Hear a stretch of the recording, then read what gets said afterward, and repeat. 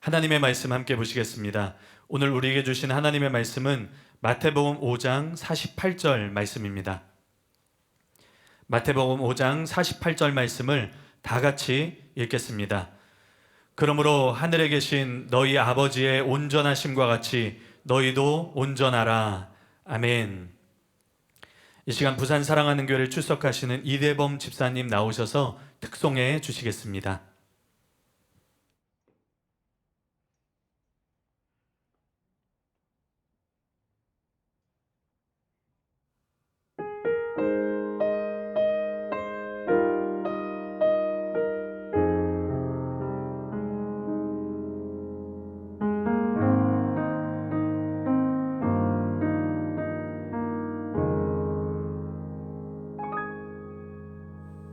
내가 누려왔던 모든 것들이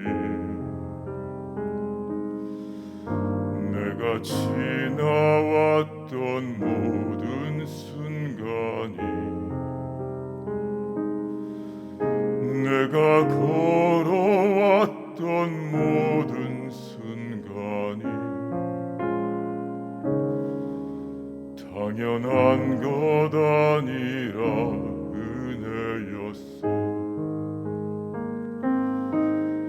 아침 해가 뜨고 저녁엔 노을,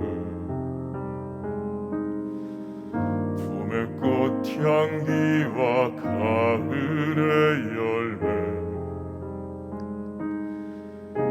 변하는 계절의 모든 순간이 당연한 것 아니라 은혜였어. 모든 것이 은혜,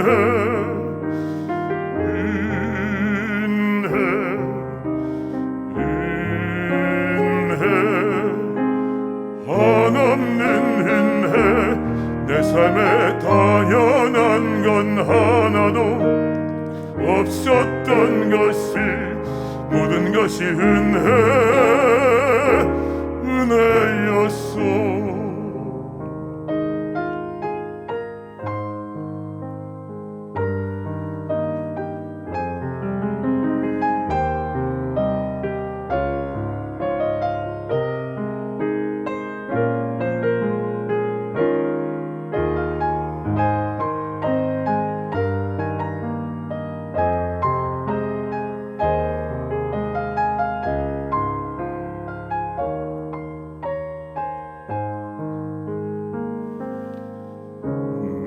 이 땅에 태어나 사는 것, 어린아이 시절과 지금까지 숨을 쉬며 살며 꿈을 꾸는 삶, 당연한 것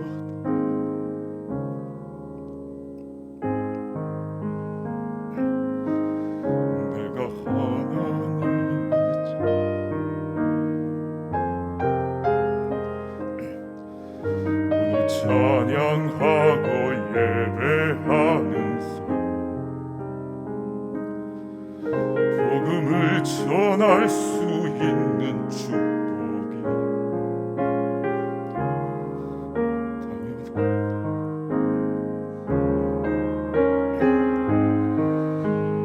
모든 것이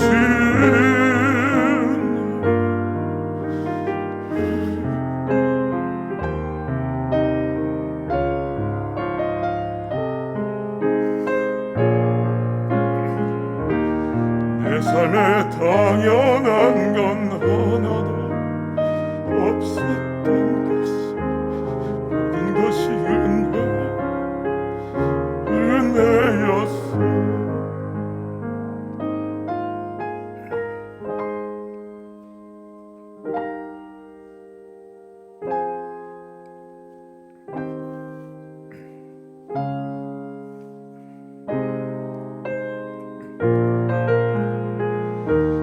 내 삶에 당연한 건 하나도 없었던 모든 것이 은혜였소.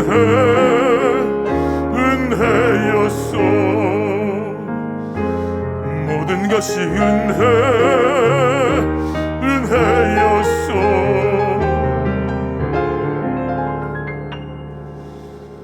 모든 것이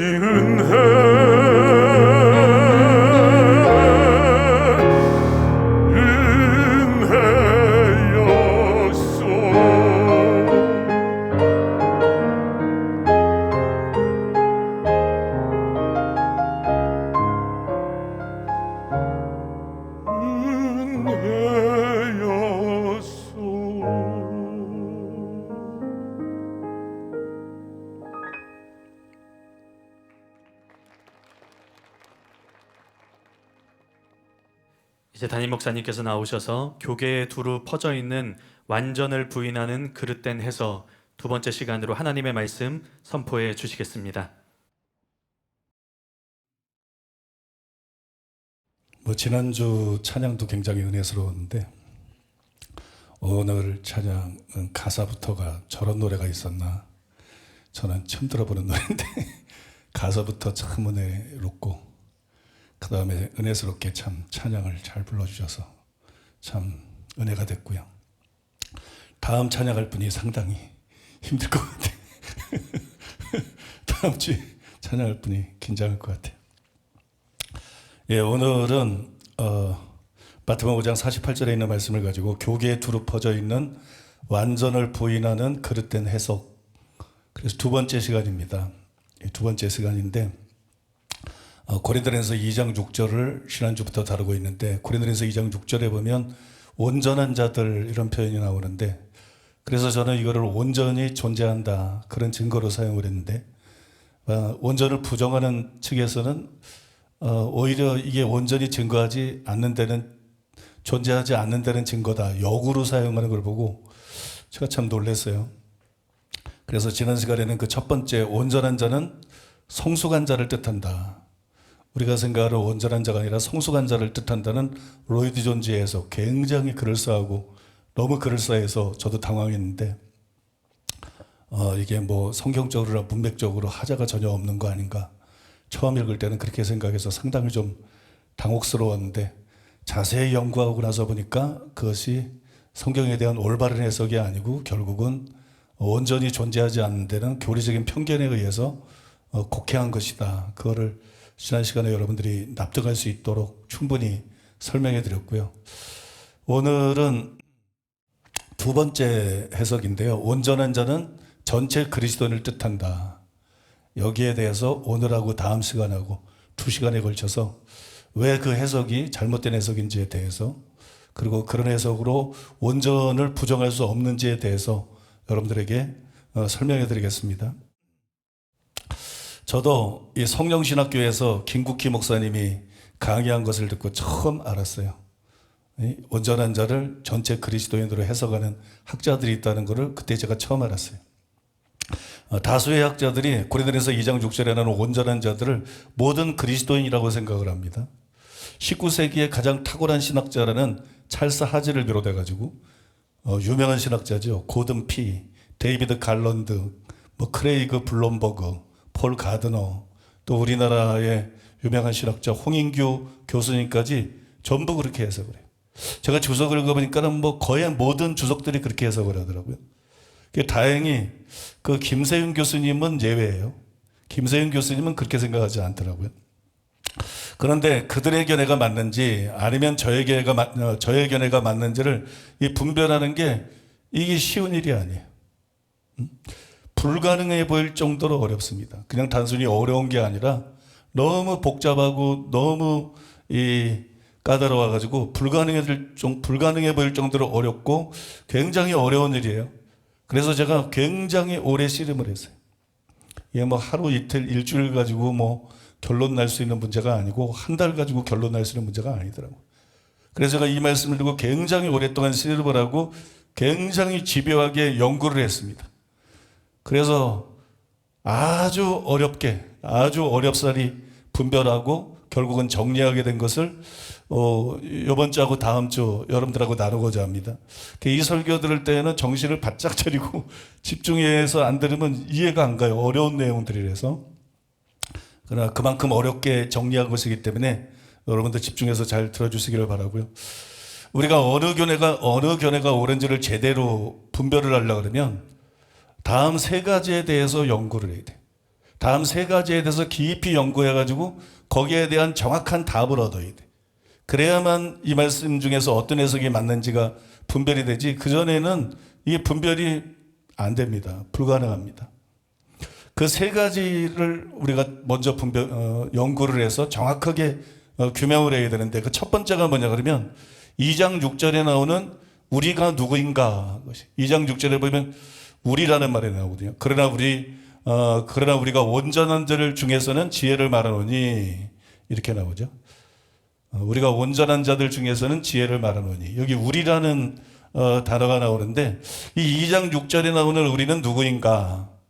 오늘은 거기까지만 말씀을 드릴 것입니다. 거기까지만 여러분들에게 설명해 드리고, 다음 시간에는 두 가지 또 연구해야 될 것에 대해서 설명해 드리고, 이 구절에 대한 결론을 말씀을 드릴 건데요. 이 구절에 우리에 대한 해석에는 두 가지가 있어요. 데이비드 플라이어가 그것을 이렇게 소개를 했습니다.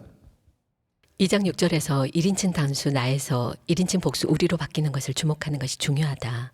이것은 3장 1절 이후에는 다시 나로 돌아가기 때문에 더욱 주목할 만하다. 이러한 변화에 대한 한 가지 설명은 바울이 단락에서 자신을 포함한 사도들이 교회를 가르치면서 통상 사용하는 관행을 언급하고 있다는 것이다. 즉 사도들은 보통 성령의 능력으로 신령한 사람들에게 신령한 진리를 가르쳤다. 하지만 고린도인들은 그들의 미성숙함, 실로 유아적 상태로 인해 그러한 가르침을 받을 수 없었다. 이것이 올바른 해석이라면 16절에 난해하고도 도전이 되는 문구인 우리가 그리스도의 마음을 가졌느니라는 말은 교회를 세우는 데 독특한 역할을 한 사도들의 주장이 된다. 반면 나에서 우리로 그리고 다시 나로 바뀐 것에는 특별한 의미가 없다는 주장도 계속 제기되었다. 그리고 바울이 고린도 그리스도인들처럼 미성숙한 사람들도 가질 수 있는 신적 지혜의 풍성함을 강조하면서 대부분의 교회에서 통용되는 규범을 묘사하고 있다는 주장이 이어졌다. 그렇게 되면 하나님이 예수님 안에서 우리에게 주신 모든 것을 성령을 통해 경험하는 일에서 진전을 보이는 신령한 사람들은 바울과 함께 우리가 그리스도의 마음을 가졌느니라고 말할 수 있다. 네, 여러분들이 이걸 글로 읽으면 이게 무슨 뜻인지 이해가 되는데, 이렇게 듣는 것만으로는 또 학자들의 글이나 해석이 상당히 난해하기 때문에 지금 뭔 얘기하고 있는지 정확하게 이해가 안 될 거예요. 다 이해 못해서도 아무 상관없어요. 아무 상관없는데, 한마디로 말하면 우리가 사도들을 뜻한다는 견해하고 전체 그리스도인들을 뜻한다, 이 두 가지 견해가 있다는 얘기, 그 얘기한 겁니다. 2장 6절에는 우리가 첫째는 사도들을 뜻한다는 견해, 두 번째는 전체 그리스도인들을 뜻한다는 견해가 있다. 이 중에서 후자는 온전한 자들을 모든 그리스도인으로 보는 견해예요. 그래서 완전을 부정하는 그런 견해입니다. 그런데 굉장히 그럴듯해요. 문제는 이게 굉장히 그럴듯하다는 거예요. 그래서 대부분의 학자들이, 즉 대부분의 주석들이 후자를 지지합니다. 그러니까 대부분의 학자들과 대부분의 주석들이 온전은 존재하지 않는다. 그런데 이렇게 합의를 하고 있다는 거예요. 이 견해가 그럴듯해 보이는 이유가 여러 가지가 있는데요. 먼저 1절이와 5절에서 바울은 나와 너희에 대해서 썼어요. 나는 바울이고 너희는 고린도 교회 성도. 1절이와 5절에서. 고린도전서 2장 1절이와 5절입니다. 참고로. 나와 너희라는 단어를 사용하다가 6절에 가가지고 6절에 가서 우리라 그랬어요. 그러니까 이게 단순하게 보면 이 우리가 앞에 나오는 나하고 너희를 합한 것처럼 보이죠. 그러니까 이 우리라는 단어 안에 당연히 고린도 교회 성도들이 포함되어 있다고 착각할 수가 있다는 거예요. 또 우리가 온전한 자들 중에서 지혜를 말하노니, 여기에 나오는 지혜는 6절 후반절부터 8절에 보면 1장에서 하나님의 지혜로 불린 그리스도, 하나님의 지혜로 불린 그리스도, 2장에도 그런 단서가 있어요. 하나님의 지혜로 불린 그리스도, 즉 복음과 관계 있는 내용이 되는 거예요. 그러니까 이게 복음과 관계 있는 내용이라면 복음을 받아들이고 복음을 믿는 사람들이 바로 그리스도인들 아니냐. 그러니까 이 우리 안에 당연히 그리스도인들이 포함이 된다. 모든 그리스도인들이 포함된다. 그렇게 여러분 생각이 된다는 겁니다. 무엇보다도 가장 헷갈리게 만드는 것은 12절이에요. 우리가 세상의 영을 받지 아니하고 오직 하나님으로부터 온 영을 받았으니 이는 우리로 하여금 하나님께서 우리에게 은혜로 주신 것들을 알게 하려 하심이라. 저 여기에 보면 우리가 세상의 영을 받지 아니하고 오직 하나님께로부터 온 영을 받았으니 이렇게 말했는데, 기독교인들은 모두 성령을 받았잖아요. 사도들만 성령을 받은 게 아니잖아요. 기독교인들 전체가 성령 받은 사람이고 성령이 그 안에 거하는 사람이고 성령의 전이잖아요. 그러니까 이 표현은 모든 그리스도인들에 대한 것이다. 모든 그리스도인들을 포함하고 있는 것처럼 보인다는 거예요. 게다가 14절에 육신에 속한 사람은 하나님의 성령의 일을 받지 아니하나니 그러한 일은 영적으로 분별되기 때문이다. 이렇게 말했어요. 이게 12절하고 서로 대조를 이루고 있습니다. 12절하고 대조를 이루고 있는데, 바울이 전하는 온전한 자들 중에서 말하는 지혜를 불신자들은 이해할 수가 없지만 성령이 그 안에 거하는 신자들은 이해할 수 있다. 그렇게 바울이 여기서 말하고 있는 것처럼 보인다는 거예요. 그래서 우리가 바울과 고린도 교회 성도들 전체를 포함해서 말하고 있는 것이다. 이렇게 우리가 생각할 수밖에 없다는 거예요. 지금까지 말씀드린 것을 생각해보면 그렇게 생각할 수밖에 없어요. 정말 그럴듯해 보입니다. 그 말이 맞는 것 같아요. 그러나 6절에 나오는 우리를 바울과 고린도 교회 성도를 포함한 전체 그리스도인으로 보는 견해는 바른 것이 아니에요. 여기 온전한 자가 전체 그리스도인을 가리키는 것이다, 이런 해석인데 이 해석은 바른 해석이 아닙니다. 왜 이 해석이 거의 모든 학자들이 주장을 하고 거의 모든 주석들이 그렇게 쓰고 있는데 바른 해석이 아니냐?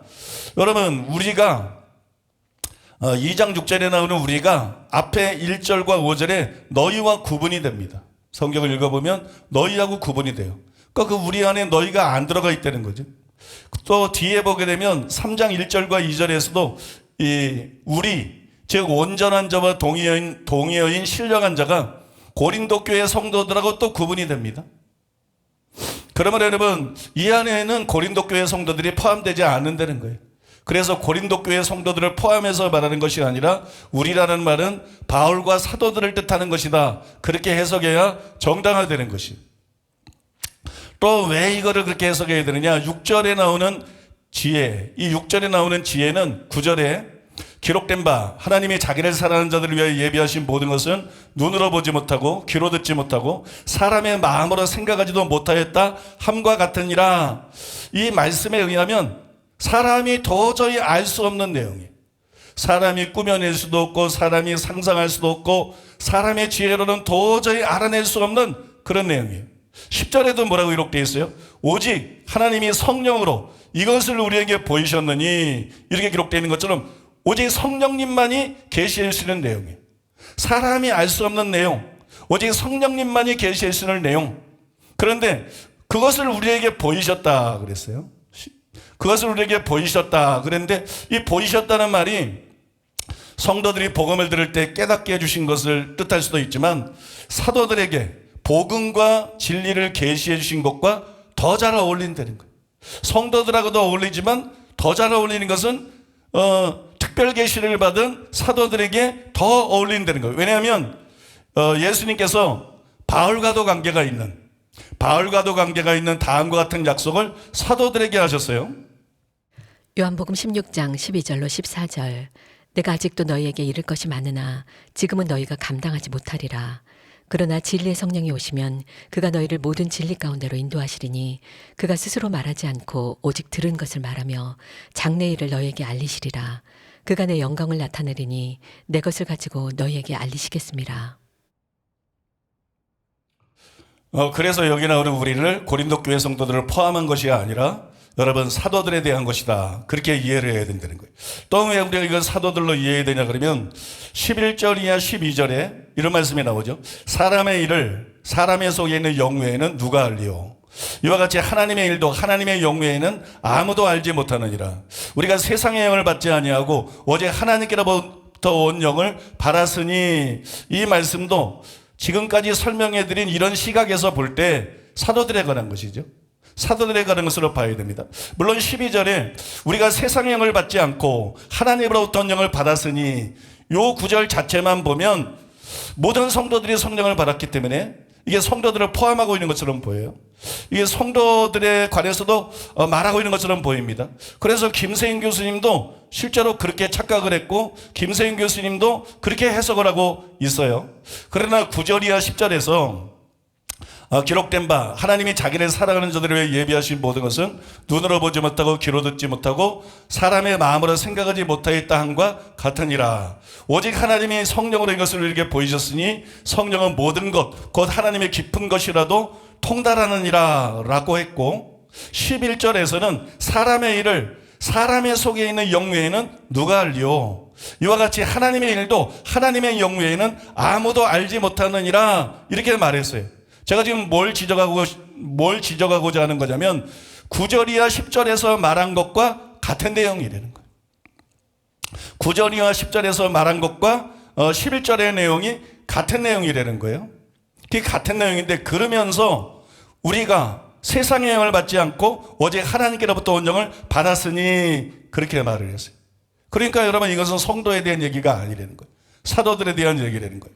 또 이미 설명해 드린 대로 9절과 10절은 사도들에 대한 것입니다. 앞에서 설명해 드린 대로 9절과 10절은 사도들에 대한 것이에요. 그러므로 12절도 당연히 사도들에 대한 것으로 보아야 된다는 거예요. 뿐만 아니라 10절에 이것을 우리에게 보이셨으니 라고 기록이 되어 있는데 이것은 12절 하반절에 이는 우리로 하여금 하나님께서 우리에게 은혜를 주신 것들을 알게 하려 하심이라. 이거라고 같은 내용이에요. 그러므로 10절처럼 12절도 10절이 사도들에 대한 것이기 때문에 10절처럼 12절도 성도가 아니라 사도들에 대한 설명, 사도들에 대해서 말하고 있는 것으로 보아야 된다는 거예요. 지금 제가 말씀드린 거를 여러분들이 다 이해한 사람은 별로 없을 거예요. 이거는 몇 절인데 그 내용을 알아야 되는데, 그죠? 그걸 자꾸 그 내용을 자꾸 말하면 반복이 되고 이게 길어지니까 몇 절 이러면서 얘기했기 때문에 나중에 이제 책이 나오면 아니면 이제 녹음을 가지고 그 구절을 찾아봐야 돼요, 몇 절. 그래야 이게 무슨 내용이구나. 이게 실제로 같은 내용이구나. 그래서 여기에 근거해서 이런 얘기가 나오는 거구나. 결론이 나오는 거구나. 이해할 수 있을 텐데 아무튼 지금은 뭐 시간 관계상 이렇게 간단하게 설명할 수밖에 없고 여러분들이 시간이 날 때 성경 본문을 직접 확인하면서 들어보면 충분히 이해가 되실 거예요. 그러면 어려운 내용은 사실 아닙니다. 자, 그럼에도 불구하고 제가 왜 학자들의 해석이 틀렸고 저의 해석이 맞는가 그거를 지금 여러분들에게 설명해 드린 건데 그럼에도 불구하고 고린도전서 2장 6절에 우리를 절대 다수의 학자들이 마치 담합을 한 것 같아요. 마치 담합을 한 것처럼 바울과 고린도 교회 성도를 포함한 전체 그리스도인들이다 이렇게 해석을 하고 있어요. 이걸 무시할 수가 없다는 거지. 한둘도 아니고 세계적인 신학자들이 거의 전체가 그렇게 해석하고 있어요. 심지어 신령한 자와 고린도 교회 성도가 다른 그룹이라는 것을 인정하는 학자들, 앞에와 다르게 해석하는 사람들이죠. 그런 학자들마저도 6절이야 16절 사이에 나오는 구절들과 특히 아까 그 견해, 다른 견해의 가장 이렇게 그 견해가 맞는 것 같이 보이는 게 12절이라고 그랬는데 이 12절에 대해서 고린도 교회 성도들을 포함하고 있는 것으로 해석을 합니다. 이미 말했더니 김세윤 교수님도 예외가 아니라 그랬어요. 그에 반해서 우리가 2장 6절에 나오는 우리가 사도들을 뜻할 뿐만이 아니라 그 뒤 16절까지가 그러니까 2장 6절에서 그냥 16절이면 2장 6절부터 2장 전체 부분이죠. 6절 이하의 2장 전체 부분인데 16절까지가 모두 사도들에 대한 설명이다. 고린도 교회의 성도들에 대한 설명이 아니다. 이거는 제가 엄청나게 씨름한 끝에 도들은 저의 독자적인 해석이에요. 그런 해석이 존재한다는 건 저는 알지도 못했고 제가 읽은 주석들 안에는 그런 해석이 없었어요. 다만 나중에 보니까 데이비드 아까 처음에 그 학자 프라이어 그 프라이어의 글에 보니까 그런 해석이 있다는 거는 나와 있더라고. 그런 해석들이 있다. 이런 거는 나와 있지만 저는 그런 해석을 읽어본 적은 없어요. 그다음에 그런 해석을 전혀 읽지 못한 상태에서 제가 가진 주석들에는 전부 반대쪽으로 해석하는 것만 있었기 때문에 그런 해석을 모르는 상태에서 이 말씀과 씨름하고 참 연구하다가 독자적으로 도달한 결론이에요. 그냥 거의 대부분의 학자들은 다르게 얘기하고 있고 이거는 저의 독자적인 해석인데 그렇기 때문에 10절에 대한 설명을 들으면 아 그렇겠구나 하는 생각이 들다가 12절에 대한 설명에서는 성도들도 포함하는 것처럼 보이기 때문에 성도들도 성령을 받기 때문에 그럴 수도 있겠지만 정말 그럴까? 이런 의문이 생긴다는 거예요.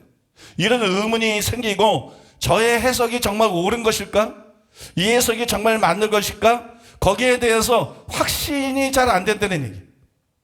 여러분이 그럴 수 있다는 얘기입니다. 말씀을 듣는 여러분들이 그럴 수 있고 이거를 제가 왜 하느냐? 사실은 제 자신이 그랬기 때문에 사실은 제 자신이 그런 해석하는 과정에서 의구심을 가지고 그거를 선뜻 확실하지 못했기 때문에 이렇게 말씀을 드리는 거예요. 그러나 제가 장담하지만 2장 전체 문맥에 주의하면서 그 뒤에 나오는 13절이야 16절에 대한 해석을 드리면 조금 전까지는 12절까지 여러분들에게 설명해 드린 거예요. 12절까지 설명해 드리면서 왜 제 해석이 맞는가를 말씀드렸는데 그 뒤에 나오는 13절이야 16절 2장의 마지막 절까지에 대한 해석을 드리면 12절에 대한 해석이 진짜 맞는 거구나. 12절에 대한 해석이 맞는 것이고 결국 12절을 그런 의미로 볼 수밖에 없구나. 이런 생각이 들 수밖에 없어요. 즉 저의 해석이 옳다는 것을 여러분들이 분명히 알 수 있게 될 것이고 또 확신하게 될 것이라고 믿습니다. 그래서 여러분 지금부터 그런 설명 거기에 대한 설명을 해드릴 텐데 주의해서 잘 들으시고 말씀을 옳게 분별하고 또 제대로 이해하는 여러분 되시기를 바랍니다. 고린도전서 2장 13절 우리가 이것을 말하거니와 사람의 지혜가 가르친 말로 아니하고 오직 성령께서 가르치신 것으로 하니 영적인 일은 영적인 것으로 분별하느니라. 자 13절부터 설명해 드리겠다 그래서 13절을 읽었는데요. 여기서 바울은 우리가 이것을 말하거니와 이렇게 말했어요. 우리가 이것을 말하거니와 6절에도 보니까 비슷한 말이 나오는데 우리가 온전한 자들 중에서 지혜를 말하노니 이렇게 기록했어요.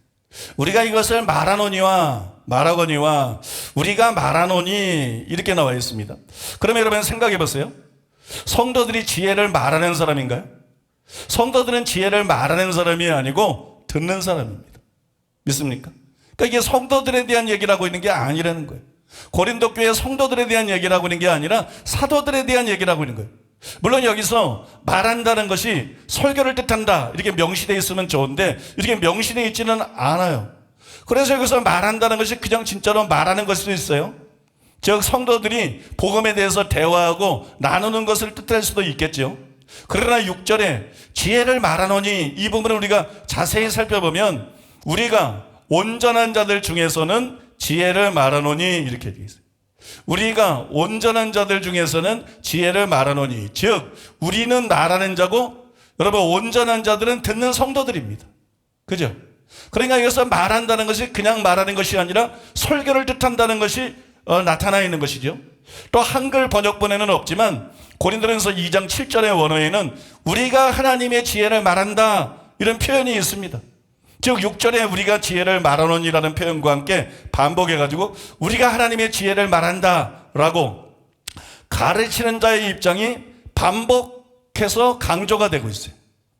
그러면 여러분 우리가 말하노니 이거는 복음이나 진리에서 성도들이 서로 대화를 나누고 이런 것을 말하는 것이 아니라 가르치는 걸 뜻하는 거예요. 설교를 뜻한다는 거예요. 믿습니까? 이게 설교를 뜻한다는 것이. 또 놀랍게도 이 구절 안에 말한다는 것이 설교를 뜻한다. 그 증거가 3가지나 들어있어요. 이 한 구절 안에 증거가 3가지가 들어있는데 먼저 여러분 전반절에 우리가 이것을 말하거니와 사람의 지혜가 가르친 말로 아니하고 이것이 말한다는 것이 설교를 뜻한다는 것을 보여주는 것입니다. 왜냐하면 사람의 지혜가 가르친 말로 아니하고 이거는 설교하고 관계가 있는 말이죠. 설교를 하는데 사람의 지혜에 가르친 말로 안 했다. 성령께서 주신 계시해 주신 것을 했다. 그 얘기인 거거든요. 그러니까 사도 바울은 다른 설교자들처럼 교리를 배워서 가르친 사람이 아니다. 성령께서 특별 계시를 통해서 자신에게 가르쳐 준 것으로 설교를 하고 책을 쓰고 있는 것이다. 그걸 바울이 지금 주장하고 있는 거거든요. 그러니까 이거는 여러분 일반적인 대화가 아니라 분명히 여러분 설교에 해당되는 말이라는 거예요. 다음으로 중반절에 보면 오직 성령께서 가르치신 것으로 하니 이것도 말한다는 것이 설교를 뜻한다는 것을 보여주는 거죠. 성령이 성도들을 직접 가르치시나요? 물론 그럴 수도 있어요. 성령님이 성도들을 직접 가르칠 수도 있지만 여러분 복음과 주요 진리에 대해서 성령님이 성도들을 직접 가르치는 게 아닙니다. 성령님이 성도들을 직접 가르친 게 아니라 사도들이 성령님께 계시받은 것을 성도들은 듣고 배우는 것이에요. 그때 성령님이 역사해가지고 성도들이 그 진리를 제대로 깨닫게 하시는 것입니다. 그러면 여러분 이것도 성도들에 대한 게 아니라는 것, 사도들에 대한 것이고 설교에 관한 것이라는 증거가 되는 것입니다. 마지막으로 후반절에 보면 영적인 일은 영적인 것으로 분별하느니라. 이것도 여러분 말한다는 것이 설교를 뜻함을 보여주는 것이에요. 이것은 성도들이 사도들의 설교를 성령의 도움을 통해서 잘 이해하는 것에 관해서 말하고 있는 것처럼 보입니다. 그런 착각을 불러일으켜요. 그러나 여러분 그런 뜻이 아니에요. 이것 역시 더구나 특히 다른 것보다도 더 확실하게 말한다는 것이 설교를 뜻한다는 것을 보여주는 증거예요. 왜냐하면 여기서 영적인 것은 영적으로 분별하느니라 이러니까 대부분의 사람들이 자꾸 설교를 들을 때 성령께서 도와주셔서 그걸 잘 이해하는 거로 그렇게 읽으면서 그 뜻을 그런 뜻이라고 생각을 하는데 그렇지가 않아요. 왜냐하면 여기서 분별하느니라, 이 분별의 원어가 뭐냐면 신크리노인데 비교하다, 해석하다 그런 뜻이. 비교하다, 해석하다. 때문에 여러분 성경의 여러 번역본들이 이 구절에 대해서 이렇게 번역을 했어요. 공동번역 성경에 보니까 우리는 영적인 것을 영적인 표현으로 설명합니다. 이게 분별한다는 거예요. 우리는 영적인 것을 영적인 표현으로 설명합니다. 표준 세번역 성경에도 보니까 신령한 것을 가지고 신령한 것을 설명하는 것입니다. 그 다음에 바른 성경에도 보니까 이게 바른 거예요. 바른 성경에도 보니까 곧 영적인 것을 영적인 것으로 설명하는 것이다. 이렇게 계속 설명하는 것이다. 이게 굉장히 중요하죠. 왜냐하면 성경을 해석하고 설명하는 일은 성도들의 업무가 아니기 때문입니다. 성경을 해석하고 설명하는 건 성도들의 업무가 아니고 사도와 목회자들이 해야 될 일이에요. 때문에 여기서 말하다라는 것은 설교를 뜻하는 것이고 이 구절들은 고린도 교회 성도들이 아니라 사도들에 관해서 말하고 있는 것이라는 거예요.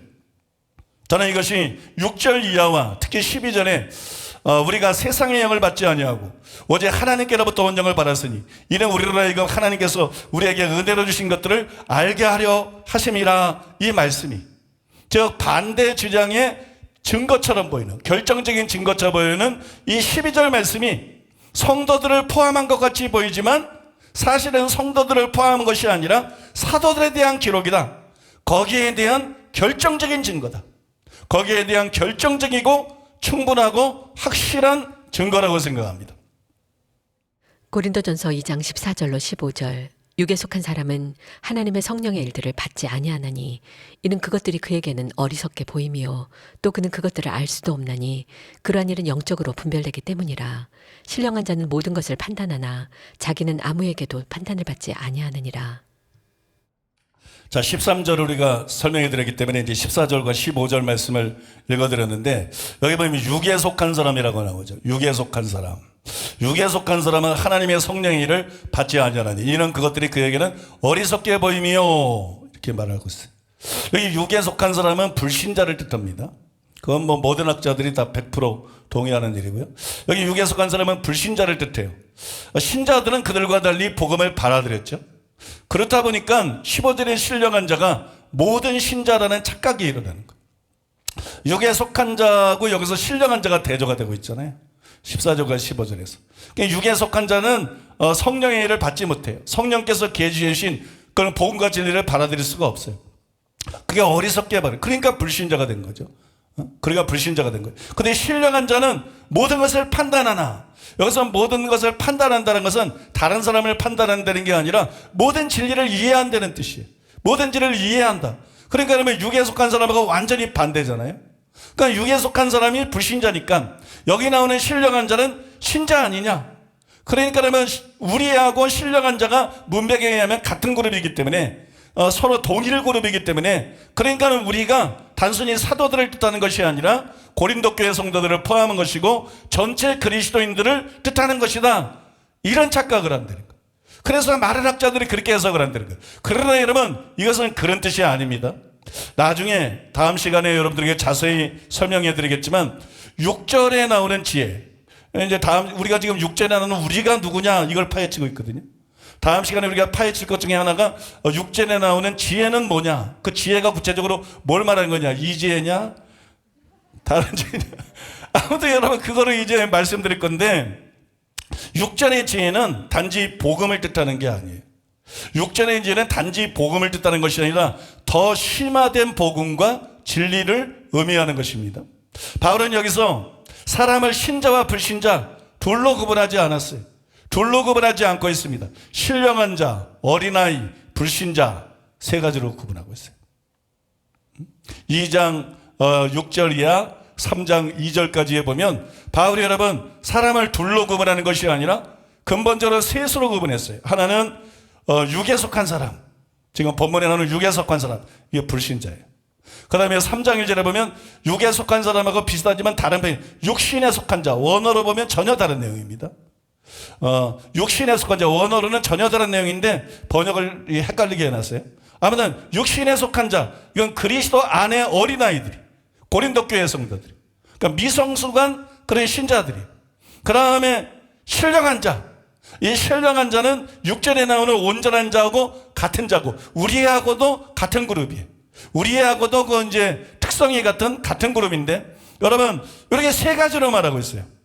둘로 말하는 것이 아니라 세 가지로 구분하고 있어요. 그러므로 육신에 속한 사람은 불신자요, 신령한 자는 신자다 이렇게 구분하면 안 된다는 거예요.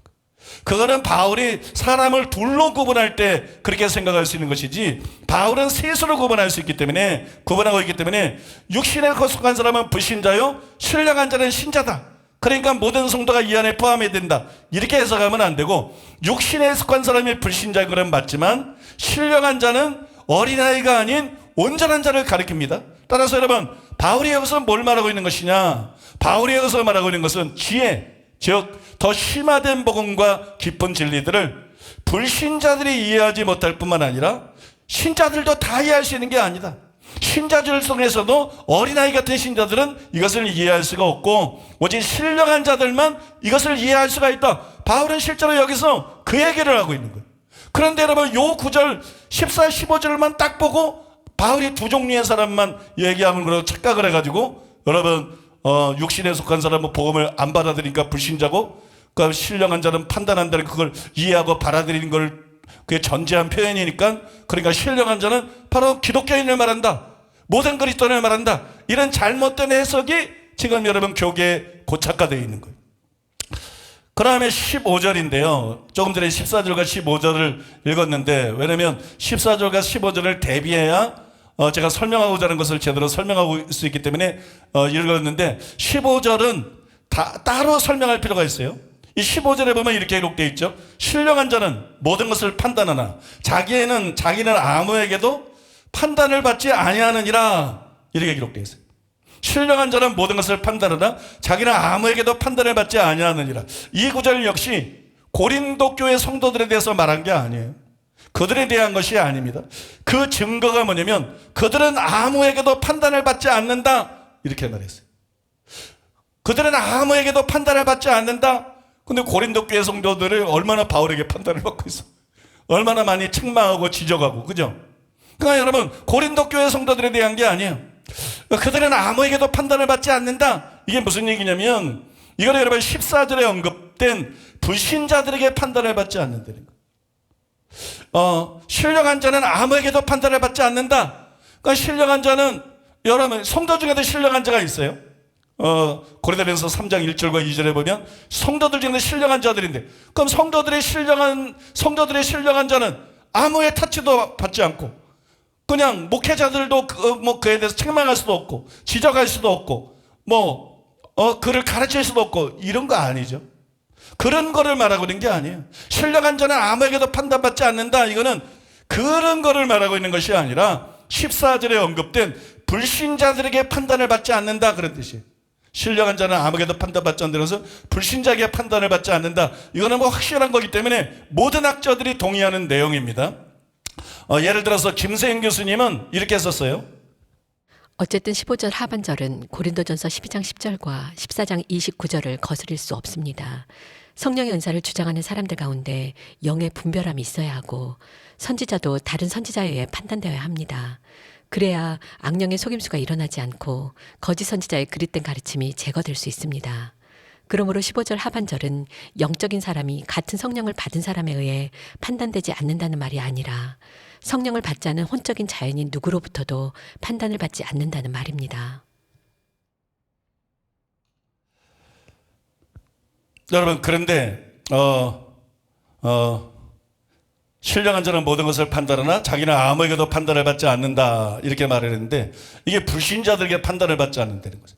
그럼 불신자에게 판단받지 않는 게 뭐냐? 이게 13절에 나오는 설교하고 관계가 있다는 거예요. 그 설교에 대해서 자기가 가르치는 복음, 자기가 가르치는 설교에 관해서 불신자들에게 판단을 받지 않는다는 거예요. 즉 여러분, 이것은 가르침에 대한 반응과 판단에 대한 것이에요. 따라서 15절의 신령한 자는 성도가 될 수 없다는 거예요. 성도들은 그런 사람이 아니기 때문에. 여러분, 성도가 아니라 사도들이라는 것입니다. 또한 14절에는 역시 14절에 15절에 대한 설명을 계속 하고 있는 건데요. 14절에는 그러한 일은 영적으로 분별되기 때문이라, 이렇게 쓰여 있는데, 그러면 15절에 보면 신령한 자는 모든 것을 판단하나 자기는 아무에게도 판단을 받지 아니하느니라, 이렇게 쓰여 있어요. 이것도 여러분 제 해석이 올 때는 증거 중에 하나입니다. 제가 이 부분을 연구할 때 갑자기 이런 생각이 들었어요. 혹시 이 14절에 나오는 분별이라는 단어하고 15절에 나오는 판단이라는 단어가 이 분별과 판단 다르게 나와 있지만 원어로는 같은 뜻이 아닐까? 갑자기 그런 생각이 드는 거예요. 이게 원어로는 똑같은 단어가 아닐까? 그래서 제가 궁금해서 찾아봤습니다. 궁금해서 찾아봤더니 제가 느낀 그대로 아나크리노, 즉 조사하다, 검토하다, 신문하다, 한글 번역 성경에는 다른 단어지만 원어에는 같은 뜻을 가진 같은 단어였어요. 자, 같은 단어인데 왜 이렇게 번역을 했을까요? 같은 단어인데 왜 14절에서는 분별이라고 번역을 하고 15절에서는 판단이라고 번역을 했을까요? 여러분, 이렇게 다르게 번역한 이유가 있다는 거예요. 신령한 자는 모든 것을 판단할 수 있습니다. 즉 모든 진리를 이해할 수가 있습니다. 그러나 자기는 아무에게도 판단을 받지 않습니다. 왜냐하면 분별이 가능해야 판단이 가능한 거예요. 복음을 분별하고 복음을 이해하고 복음을 소화하고 있어야 이 사람이 복음에 대해서 설교하는 것이, 이 사람이 진리에 대해서 설명한 것이 바른 건가 아닌 건가, 그 설교자를 판단할 수 있는 거 아닙니까? 분별이 돼야 판단이 가능하다는 거예요. 이해가 되십니까? 그런데 육에 속한 사람들, 불신자들은 성령이 그 속에 없기 때문에 분별할 수가 없어요. 진리를 분별할 수가 없어요. 복음과 진리가 그들에게 미라는 것으로 느껴져요. 그래서 그걸 받아들이지 않습니다. 그런 자들이기 때문에 당연히 바울을 판단할 자격이 없다는 것이에요. 그리고 당연히 바울을 판단할 능력도 자격도 없다는 것이에요. 그렇기 때문에 판단을 할 수가 없다는 얘기예요. 그래서 본문에 신령한 자는 아무에게도 판단을 받지 않는다. 즉 불신자들 중에 누구도, 혹은 그와 다른 복음에 가르치는 거짓 선생들이 있겠죠. 그죠? 거짓 선생. 오늘날도 교리에 사로잡힌, 교시에 사로잡힌 이런 거짓 선생들이 교계 안에 많이 있는 것처럼 거짓 선생들이 있겠지. 그들이 바울을 판단할 수 없다는 것이, 바울은 불신자들이 판단할 수도 없고, 바울은 유대교의 랍비들이 판단할 수도 없고, 바울은 바울과 다른 교들을 갖고 있는 그 초대교회에 있었던 거짓 선생들이나 이런 거짓 선지자들이 감히 바울을 판단할 수가 없다는 거예요. 왜냐하면 그들에게는 그런 능력이 없기 때문이라는 것입니다. 여러분, 여기에 나오는 아무에게도 판단을 받지 않는다, 이거는 그런 내용이에요. 그러므로 여기서 신령한 자는 아무에게도 판단을 받지 않는다 그랬는데, 이 신령한 자는 성도들을 말하는 게 아니죠. 이 신령한 자는 사도들을 말하는 것입니다. 마지막으로 이제 16절이죠. 고린도전서 2장 16절. 누가 주의 마음을 알아서 주를 가르치겠느냐. 그러나 우리가 그리스도의 마음을 가졌느니라. 누가 주의 마음을 알아서 주를 가르치겠느냐. 그러나 우리가 그리스도의 마음을 가졌느니라. 아마 여러분도 마찬가지일 건데, 저는 어렸을 때부터 이 구절 읽을 때마다 골치가 아파. 참 이상한 말씀이다. 참 바울이 희한한 얘기를 다 한다. 왜 이런 말도 안 되는 얘기를 하지? 참 이상한 말씀입니다. 누가 감히 주님을 가르칠 수 있겠는가? 아무도 주님을 가르칠 수가 없는데 누가 주를 가르치겠느냐? 그러고 아무도 주를 가르칠 수가 없다 이러면 되는데, 그러나 우리가 그리스도의 마음을 가졌느니라, 그걸 부정을 안 해. 그죠? 이게 뭐 말이 되는 얘기야? 도대체 이런 말을 왜 하는 거야? 이거 읽을 때마다 막 골치가 아픈 거야. 이게 도대체 무슨 뜻이야? 이사야 40장 13절과 14절에 보면 누가 여호와의 영을 지도하였으며 그의 모사가 되어 그를 가르쳤으라. 그가 누구와 더불어 의논하셨으며 누가 그를 교훈하였으며 그에게 정의의 길을 가르쳤으며 지식을 가르쳤으며 통달의 도를 보여주었느냐? 이렇게 말씀하고 있어요. 이 묻고 있어요. 이 답은 뭐예요? 아무도 주를 가르칠 수 없다, 그런 얘기죠. 아무도 성령을 가르칠 수 없고 아무도 하나님을 가르칠 수가 없다, 그런 뜻이에요. 그렇기 때문에 이 구절이 16절 말씀이 저에게는 항상 수수께끼 같은 말씀이었어요. 이번에 이 구절을 연구하는데도 이 구절이 참 어렵더라고요. 이게 도대체 무슨 얘기야? 참 내가 성경을 읽다 보면 성경이 귀신 신나라 까먹는 것 같은 그래, 진짜 뭐 말도 안 돼 보이고 도저히 이해하기가 어려운 그런 이상한 말씀들이 많이 있어요. 그래서 정말 고생을 많이 하는데, 제가 이 구절을 연구하면서 어렵게 이 구절이 무엇인지를 처음으로 저로서는 이해를 했어요. 저로서는 처음으로 이 구절이 이 구절이 이걸 말하는 거구나, 바울이 그래서 이렇게 말하고 있는 거구나, 그걸 처음으로 이해를 했는데 흥미가 느껴지죠. 물었어요. 미끼를 물었는데 뛰어나가지 마시고 잘 들으시길 바랍니다. 여러분, 16절 말씀은 9절이야 15절의 요약이자 결론이에요. 이렇게 말하면 9절이라 15절을 읽어봐야 되는데 시간이 없어. 그래야 왜 내가 이걸 요약이자 결론, 그래야 이해가 되는데, 나중에 설교 들을 때는 찬찬히 그런 식으로 들으시기를 바라요. 16절 말씀은 9절이야 15절의 요약이자 결론입니다. 이 구절은 사도들이 성령을 통해서 주님의 마음을 알고 있기 때문에 옳게 가르칠 수가 있다는 거예요. 주님만이 알아. 하나님만이 알아.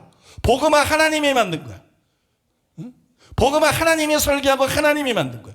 진리도 하나님이 만든 거야. 하나님께로 나오는 거야. 오직 하나님만이, 오직 주님만이 복음이, 사람을 구원하시는 복음이 뭔지가 알아. 그러니까 석가가 뭐 돛 닦고 깨달았다, 그건 말장황이야. 그래서 알 수 있는 게 아니야. 석가는 하나님이 아니야. 석가는 사람이야. 여러분, 복음과 진리는 하나님만이 알아. 어떻게 사람이 구원받을 수 있는지, 어떻게 사람이 제사함 받을 수 있는지, 어떻게 사람이 영생을 얻고 천국에 가서 저 무서운 지옥 형벌을 피하고 영생 복락을 누릴 수 있는지, 그거는 하나님만이 아십니다. 성삼위 하나님만이 아셔요. 여러분 믿습니까? 그런데 사도들은 성령을 통해서 그 주님의 마음을 알고 있어요. 여기 주님의 마음을 알고 나는 겸손하고 온유하니 그런 얘기 아니에요. 주님 마음속에 있는 그 복음을, 주님만이 알고 있는 그 복음을, 주님만이 알고 있는 그 진리를 사도들이 알고 있어요. 그래서 사도들은 올바른 복음을 가르칠 수 있습니다. 그래서 사도들은 올바른 진리를 가르칠 수 있습니다. 그렇기 때문에 불신자들을 포함해서 어느 누구도 감히 사도들을 판단하면 안 된다, 그런 얘기. 감히 바울을 판단하려고 해서는 안 된다. 감히 사도들을 판단하려고 해서는 안 된다. 감히 그들의 글, 성경 말씀을 판단하려고 해서는 안 된다. 왜냐하면 판단할 수가 없다. 그건 사람이 알 수 있는 게 아니고 하나님 안에 있는 것이다. 하나님만이 알고 있는 것이다. 그 하나님만이 알고 있는 것을 성령께서 사도들에게만 가르쳐 주셨다. 그래서 사도들이 전하는 복음, 그건 절대적인 것이다. 사도들이 복음 전하는 진리, 그건 절대적인 것이다. 오늘날로 바꿔보면 신약성경, 그건 절대적인 것이다. 칼빈이 절대적인 게 아니고, 어거스틴이 절대적인 게 아니고, 루터가 절대적인 게 아니고, 로이드 존즈가, 존 스토트가 절대적인 게 아니고, 장로교 교리가 절대적인 게 아니고, 개혁 신학이, 개신교의 교리가 절대적인 것이 아니고, 오직 성경이 절대적인 것이다. 여러분 믿습니까? 오직 성경 말씀이 절대적인 권위를 갖고 있고 아무도 도전할 수 없고 이것이 완벽한 진리다. 여러분 그 얘기하고 있는 거예요. 그래서 아무도, 사도들은 이런 존재이기 때문에 아무도 사도들을 판단할 수 없다는 것이에요. 여러분 지금 말씀드린 것을 여러분이 이해하기 쉽게 좀 풀어서 차근차근 설명해 드리겠습니다. 먼저 이 구절에 나온 대로 과연 누가 주님의 마음을 알 수 있을까요? 오늘 성경에 나오잖아요. 누가 주의 마음을 알아서. 여러분 과연 누가 주님의 마음을 알 수 있겠습니까?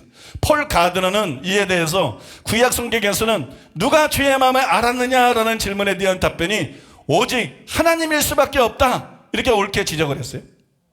누가 주님의 마음을 알 수 있죠? 아무도 알 수 없어요. 아무도 알 수 없어요. 누가 주님의 마음을 알 수 있죠? 오직 주님만이, 오직 하나님만이, 오직 성령님만이. 믿습니까? 사람은 아무도 알 수 없어. 사람은 석가나 공자나 맹자나 마호메스나 소크라테스나 사람은 그 누구도 알 수 없어요. 그러니까 이 세상 모든 종교는 다 헛것입니다. 믿습니까? 다 거짓이고 다 가짜고 다 상상이고 다 꾸며낸 것입니다. 여러분, 하나님 마음에만 복음이 있어요. 하나님 마음에만 진리가 있어요. 근데 누가 하나님의 마음을 알 수 있어요? 사람 중에는 아무도 알 수가 없어요. 오직 하나님 자신만이 그걸 알 수가 있어요. 그런데 여러분, 성령님은 하나님입니까? 아닙니까? 성령님은 하나님이십니다. 때문에 여러분, 성령님은 하나님 마음에 있는 것, 주님의 마음에 있는 것을, 모든 것을 아십니다. 2장 11절에 그래서 이렇게 말한 거예요. 사람의 일을 사람의 속에 있는 영외에는 누가 알리요? 이와 같이 하나님의 일도 하나님의 영외에는 아무도 알지 못하느니라. 믿습니까? 여러분, 사람의 일을 사람 속에 있는, 자기에 관한 모든 것을 자기가 다 알잖아요. 마찬가지로 하나님의 일도 하나님의 영외에는 모른다는 거예요. 내 모든 사정을 내 영이 아는 것처럼 하나님의 일도 하나님의 성령에는 아무도 알지 못한다는 거예요. 그런데 그 성령님이, 바로 그 성령님이 사도들에게 복음과 진리를 계시하신 것이에요. 그것이 여러분 바로 2장 10절과 12절에 나오는 거예요. 오직 하나님이 성령으로 이것을 우리에게 보이셨으니, 성령으로 이것을 보이셨으니, 성령은 모든 것, 그 하나님의 깊은 것이라도 통달하시느니라. 우리가 세상의 영을 받지 아니하고 오직 하나님께로부터 온 영을 받았으니, 이런 우리를 하여금 하나님께서 우리에게 은혜로 주신 것들을 알게 하려 하심이라. 때문에 여러분, 바울과 사도들은 주님의 마음에 있는 참복음과 진리를 알 수가 있었고 그것을 기록하고 전파했습니다. 그 점에 있어서 사도들은 주님의 위치에 있다는 거예요. 그 점에 있어서 사도들은 마치 주님과 같다는 것이, 이것이 여러분 그들이 사도라고 불리는 이유입니다. 사도라는 것은 보냄을 받은 자예요. 사도의 말은 그를 보낸 자의 말과 똑같은 권위를 가진 거예요. 그래서 사도들이 전하는 복음과 진리는 하나님의 말씀인 거예요. 바울의 편지가 바울의 편지가 아니라 성경이 되고, 바울의 편지가 하나님의 말씀이 된 이유가 거기에 있는 것이에요. 여러분 믿습니까? 그러면 여러분, 불신자들과 거짓 선생들이 감히 사도들을 판단하려고 해서는 안 된다는 것이에요. 이것이 누가 주를 가르치겠는가? 다소 이상한 표현이 이 구절에 나오는 이유인 것이에요. 바울의 이 표현을 통해서 지금 설명해드린 바로 그런 말을 하고 있다는 것입니다. 찰스 하지가 이것을 다음과 같이 잘 설명을 했습니다. 3단 논법으로 말하자면 이와 같이 논증을 전개할 수 있다. 아무도 주를 가르칠 수 없다. 우리는 주의 마음을 소유한다. 따라서 아무도 우리를 가르치거나 판단할 수 없다. 이 산단론법의 핵심 부분이 70인역의 이사야 40장 15절에 그대로 번역되어 있다. 헬라의 철학자들과 유대인 서기관들은 바울을 판단하는 자리에 있었으며 그의 교훈이 미련하다고 주장하였다. 그러나 바울은 그들에게 판단할 자격이 없다고 말한다. 육에 속한 사람은 성령의 일을 분별할 수 없으며 성령이 가르치시는 자를 판단할 자격이 없다. 우리는 주의 마음을 가르치고 있기 때문에 우리의 교리를 비방하거나 이러한 교리를 가르치는 우리를 판단하는 것은 주님을 비난하는 것이다. 여러분 이해하시죠? 제가 다시 한번 읽겠습니다. 3단 논법으로 말하자면 중요한 부분이기 때문에 이와 같이 논증을 전개할 수가 있다. 아무도 주를 가르칠 수 없다. 우리는 주의 마음을 소유한다. 따라서 아무도 우리를 가르치거나 판단할 수 없다. 이 3단 논법의 핵심 부분이 70인역의 이사야 40장 여기 15절이라고 그러는데 13절부터 15절에 그대로 번역되어 있다. 헬라의 철학자들과 유대인 서기관들은 바울을 판단하는 자리에 있었으며 그의 교훈이 미련하다고 주장하였다. 그러나 바울은 그들에게 판단할 자격이 없다고 말한다. 육에 속한 사람은 성령의 일을 분별할 수 없으며 성령이 가르치는 자를 판단할 자격이 없다. 우리는 주의 마음을 가르치고 있기 때문에, 보세요. 주의 마음을 가르치고 있기 때문에 겸손과 온유, 복종 이런 걸 말하는 게 아니라니까. 주님이 알고 있는 복음과 진리를 말하는 거예요. 우리는 주의 마음을 가르치고 있기 때문에 우리의 교리를 비방하거나 이러한 교리를 가르치는 우리를 판단하는 것은 주님을 비판하는 것이다. 왜냐하면 사도들은 보냄받은 자이기 때문에. 사도들은 자기 말을 전하는 게 아니기 때문에 그들에게 성령을 주시고 계시하신 하나님 마음속에 있는 참된 복음과 참된 진리를 선포하고 그것을 여러분 기록해서 후세의 교회들을 위해서 남기는 자들이기 때문에 아무도 여러분 판단할 수가 없다는 것이에요. 그러면 여러분 마지막 구절인 16절도 성령님을 통해서 복음과 진리에 대한 특별 계시를 받은 사도들에 대한 것이에요. 저는 16절에 나오는 우리라는 단어 자체가 그 증거라고 생각합니다. 6절에서 우리가 온전한 자들 중에서 지혜를 말하노니 이렇게 우리라는 말로 시작해서 나에서 우리라는 단어로 사용하다가 다시 3장에서 나로 넘어가기 전에 마지막으로 16절에서 우리라는 단어를 사용했어요. 때문에 여러분 당연히 우리는 이 우리를 헷갈리는데 우리가 마이너스 여러분 당연히 이 우리를 6절의 우리와 같은 의미라고 보아야 돼요. 근데 6절의 의미가 이미 설명해 드린 것처럼 고린도 교회 성도를 포함한 것이 아니라 사도들이었잖아요. 그죠? 그러니까 여러분 여기서 나오는 우리도 고린도 교회 성도들을 포함한 것이 아니고 사도들을 뜻하는 것이라는 거예요. 이로써 이제 여러분이 6절에 나오는 우리가 누구를 뜻하는지 분명하게 아시게 되셨을 것입니다. 거의 모든 주석들이 6절에 나오는 우리가 바울과 고린도 교회 성도들을 포함한 전체 그리스도인들을 가리킨다. 그러나 그것은 오류입니다. 그래 학자들을 다 믿으면 안 돼.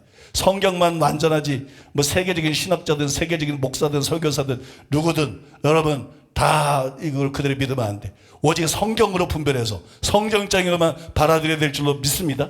성경면이 완전한 것인 줄로 믿습니다. 한편 이제 제가 우리에 대한 설명은 해드렸어요. 우리가 뭘 뜻하는지에 대해서 대부분의 주석들이 다르게 말하지만 그것이 틀렸다. 그리고 제가 여러분들에게 설명해드린 이것이 맞는 해석이다. 그거 여러분들에게 설명해드렸는데 이제 뭐 오늘 말씀의 결론 부분이라고 할 수 있는데요. 저는 지금까지 여러분들에게 설명해드린 것이 견고해지기를 원합니다. 이것이 확실하다는 것을 분명히 알게 되고 여러분들에게 이게 견고하게 되기를 바랍니다.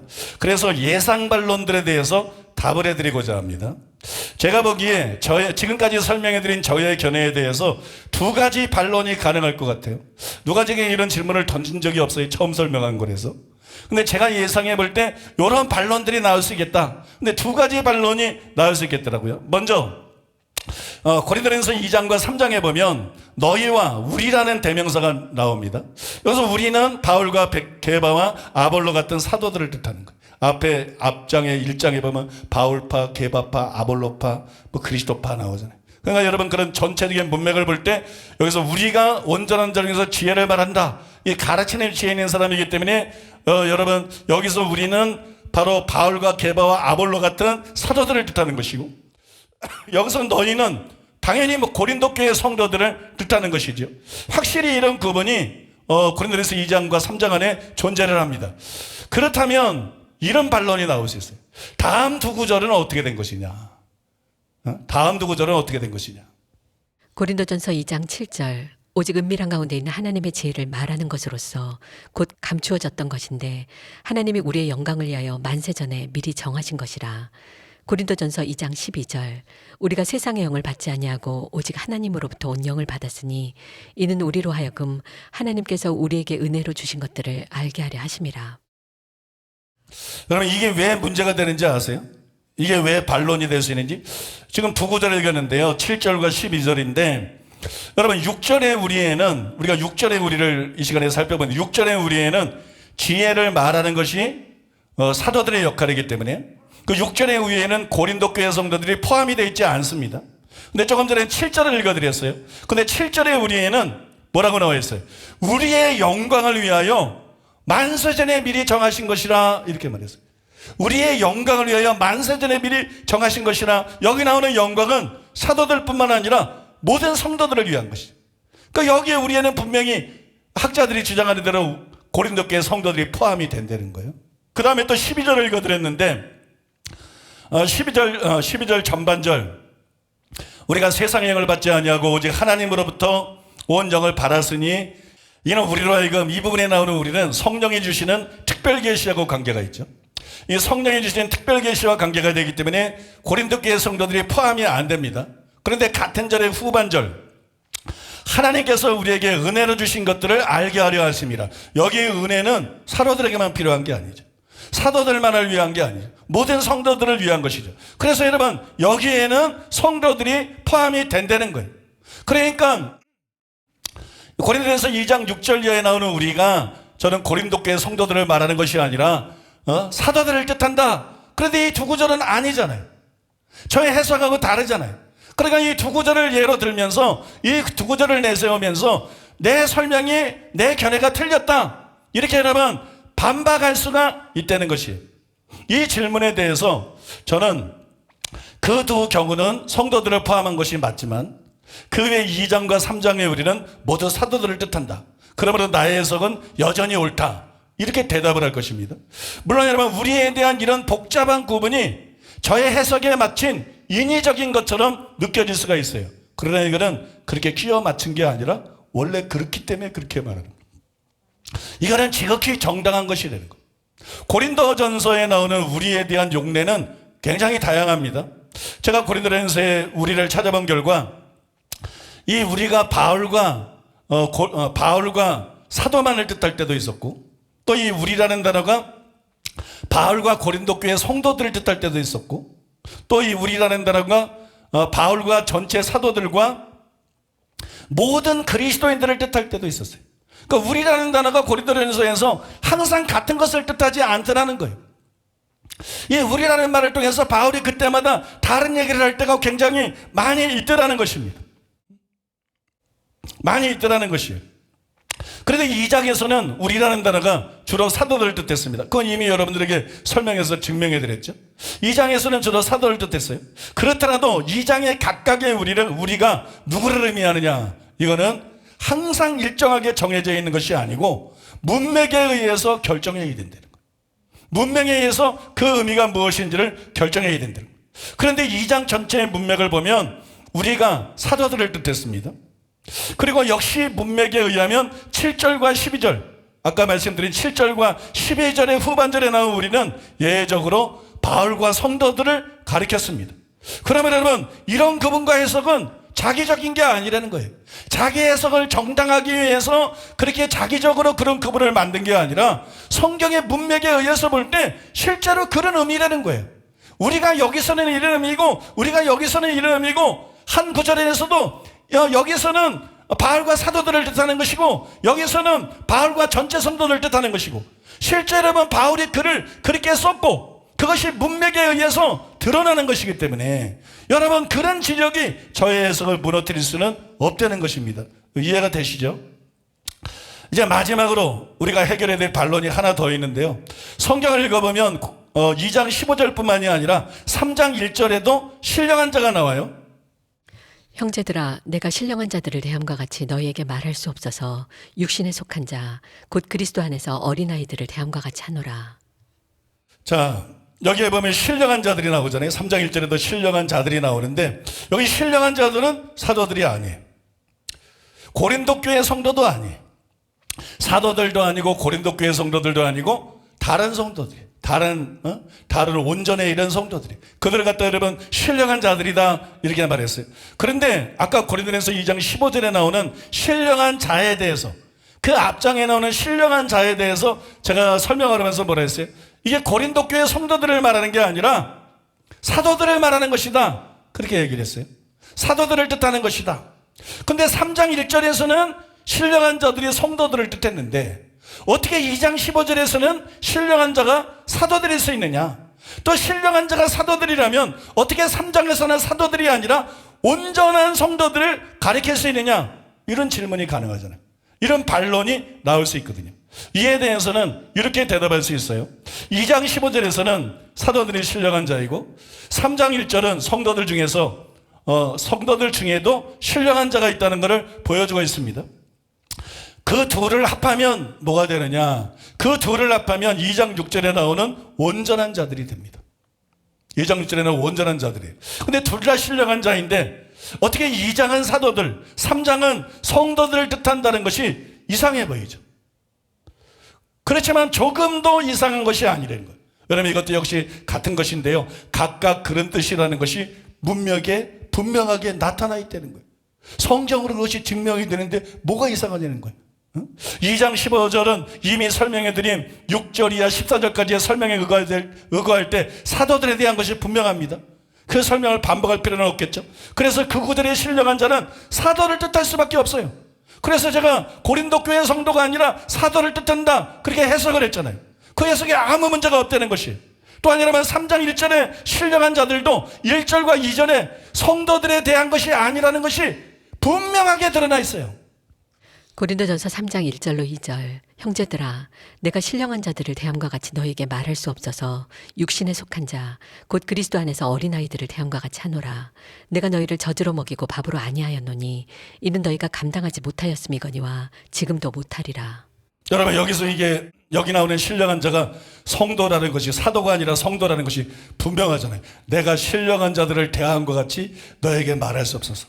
바울이 말하고 누군가를 대하고 바울이 누군가를 가르칩니다.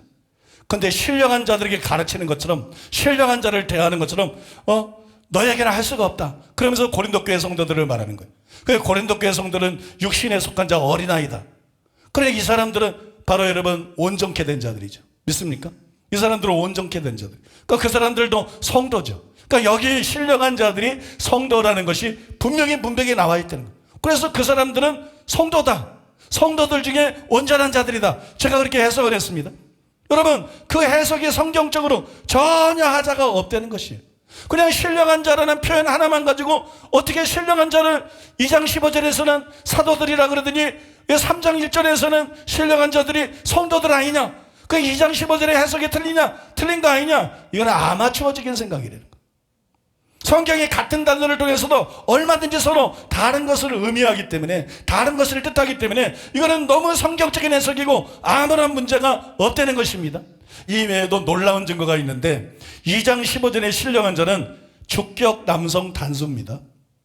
2장 15절에 나오는 신령한 자는 주격 남성 단수. 뭐 복잡하니까 단수다 이거만 이해하시면 돼요. 2장 15절에 나오는 신령한 자는 한글 성경에도 신령한 자 이렇게 되어 있어요. 단수로 되어 있어요. 단수입니다.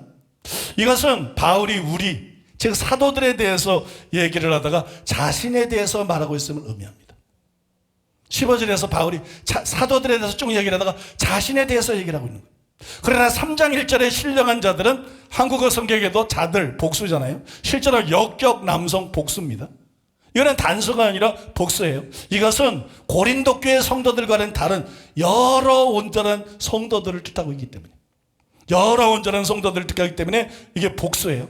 때문에 여러분 각각 이 성경 말씀 그대로 하나는 사도로 하나는 온전케 된 성도들을 뜻하고 이해하는 것이 지극히 당연한 것이 되는 거예요.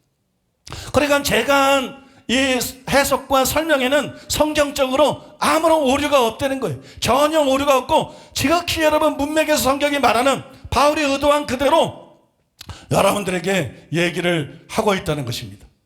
그러면 여러분 6절에 우리는 결코 바울과 고린도 교회 성도들을 뜻하는 것이 아니에요. 지금 제 설명을 통해서 증명하고자 하는 것이 그거죠. 6절에 나오는 의리를 대부분의 주석과 학자들이 바울과 고린도 교회 성도들 전체 그리스도인들을 가리킨다 하는데 그거 절대로 아니다. 6절에 나온 우리는 바울과 사도들을 가리키는 것이다. 그래서 그런 해석을 통해서 원전은 존재하지 않는다고 그렇게 원전에 관한 진리를 무너뜨릴 수가 없다. 그걸 무력화시킬 수가 없다. 그건 그들이 그냥 성경에 대해서 오해하고 착각한 것이다. 그걸 여러분들에게 말씀을 드린 것입니다. 제가 지금 목이 좀 가서 설명을 잘할 수 있을지 모르겠는데 이제 올해 설교는 끝났는데 제가 지난주에 이 수양관에 올라갈 때 이제 차를 타고 올라가는데 이 차 안에서 뭐 혼자 생각도 하고 뭐 기도할 때도 많은데 갑자기 그런 생각이 드는 거예요. 갑자기 그런 생각이 들어요. 무슨 생각이 드냐면 야 하나님이 나에게 다 주셨구나. 그래서 하나님이 나에게 다 주셨구나. 그전에는 우리 교회가 하나님은 대로 부흥하고 그래도 워낙 한국교회에서 못된 이단 사냥꾼들과 못된 목사들이 거짓으로 음해를 하고 그렇게 비정상적으로 우리를 매도하고 그래서 그렇지 않으면 우리가 여러분 벌써 한국에서 제일 큰 교회 되지 않았겠어요? 적어도 뭐 제일 큰 교회는 몰라도 두 번째 교회는 되지 않았겠어요? 성장 속도가 엄청났었기 때문에 초기에 공격받을 때 많이 올 때는 한 주에 300명이 등록하고 그런 추세였기 때문에 여러분 지금 십몇 년이 지났는데 몇십만 명 모이겠죠. 그냥 몇만 명 모이는 초대교회가 초대형 교회가 아니라 몇십만 명이 지금 모이겠죠. 그러니까 저는 항상 피해의식을 갖고 있는 거예요. 페어프레이를 했으면 페어프레이를 하고 내 책이 기독교 서점으로 팔리고 내 설교도가 CBS, CTS 이런 방송국에 구TV 뭐 이런 데 나오면 여러분 워낙 목회자가 설교를 해서 또 하나님의 은혜로 역사하셔서 교회가 부흥되면 그 다음 단계를 크게 부흥하는 것은 방송 선교를 통해서 부흥되는 거거든요. 방송 선교를 통해서 그 목사가 또 그 설교가 알려지고 은혜 받은 사람들이 사방에서 모이고 그래서 교회가 빠른 속도로 엄청나게 부흥. 우리는 그거를 모두 차단당했다. 우리는 그걸 모두 차단당하고 그나마 은혜 받고 올라된 사람들도 아버지가 말리고 엄마가 말리고 남편이 말리고 부인이 말리고 형제들이 말리고 그죠? 우리는 엄청 불의한 가운데 그러니까 우리가 뭐 3만 명이 넘었다 그러지만 사실 한국 성도들은 10,000명 정도밖에 안 된다. 아프리카는 다른데 아프리카에 많이 있고 다른 데 많이 있는 거지 한국에 우리의 성도들은 한 10,000명 정도밖에 안 된다. 그러니까 10,000명도 작은 의미는 아니지만 우리가 엄청 큰 교회로 정말 세계 최대의 교회로 뻗어나갈 수 있는 그런 교회였는데 하나님이 그런 꿈도 주셨고 그런 교회였는데 너무 내가 꿈꿨던 것보다 사실상은 작은 교회로 멈춰 있는 거. 그러니까 나는 거기서 이제 항상 그런 피해의식을 가지고 살아왔다. 그리고 내가 손해보는 것도 안타까웠지만 그거보다도 이 진리가 퍼지지 못해서 수많은 영혼들이 구원받지 못하는 것을 굉장히 안타깝게 생각해야 돼. 근데 하나님께서 그때 저에게 전혀 다른 생각을 주신 거야. 하나님께서 나에게 다 주셨구나. 하나님께서 나에게 다 주셨구나. 내가 누군가? 아무것도 아니지 않은가? 이자꼬래, 소년, 뭐 집안이 대단한 것도 아니고 돈이 있는 것도 아니고 공부 잘하는 것도 아니고 뭐 대단한 능력이나 재능이 있는 것도 아니고 아무것도 아닌 나를 하나님께서 부르셔가지고 목사로 삼아주시고 그 다음에 그 많은 공격과 그 많은 어려움 속에서도 교회가 쓰러지지 않도록 지켜주시고 정말 하나님께서 이 교회를 붙들고 지켜주시고 그 다음에 멀쩡하게 공격받지 않는 교회들도 힘들어서 쓰러지고 다시 문 닫는 교회들이 수없이 많고 아니면 10년, 20년, 30년 돼서도 20명도 안 모이는 교회들이 전국에 수두룩하게 많이 있는데 그 엄청난 공격과 박해 속에서도 우리 교회는 이런 큰 교회가 됐잖아요. 이게 하나님께서 얼마나 큰 은혜를 주신 것인가. 하나님께서 얼마나 놀라운 은혜를 주시고 하나님께서 얼마나 큰 은혜를 주신 것인가. 거기에다 하나님께서 말씀을 부어주셨지 않은가.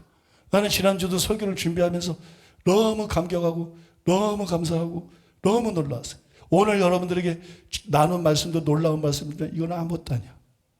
완전에 대해서 설교하고 난 다음에 제가 이 로마서에 대해서 가장 기본적인 설교를 할 것인데 거기에 대해서 차를 타고 가는데 성령께서 강력한 감동과 함께 로마서에 대해서 3번을 앞으로 설교하되 먼저 가장 기본적인 설교를 해서 이 사람들의 눈을 열어줘라. 신학자들의 눈을 열어주고 목회자들의 눈을 열어줘라. 그리고 이 설교와 이 책이 어마어마하게 중요한 게 될 것이다. 그게 막 영의 성령의 감동과 함께 막 느껴지는데 엄청나더라고요. 그래서 내가 차 타고 가다가 깜짝 놀랐어요. 수영관에 차 타고 가다가 그것도 차 타고 갈 때 그랬는데 깜짝 놀랐어요. 이게 이렇게 중요하다는 말인가? 그래서 저는 그 말씀을 참 특이하게 생각하고 그 다음부터 내가 지금 몇 주째 그 설교를 준비하고 있어요. 그 설교를 준비하고 있는데 그 뒤에 하나님께서 카페에도 올렸잖아요. 갑자기 견인의 교리에 대해서 내가 상상도 하지 못한 막 진짜로 막 이 진짜 전대미문의 초유의 해석들을 막 부어주는 거야. 성경이 완전히 새롭게 보이는 거야. 와 이게 뭐 카이빈도 착각하고 웨슬리도 착각하고 양쪽이 다 착각했구나. 이걸 제대로 본 적이 없구나. 견인의 교리에 대해서 막 성경 말씀이 하나님께서 열어주시는데 너무너무 놀랐어요.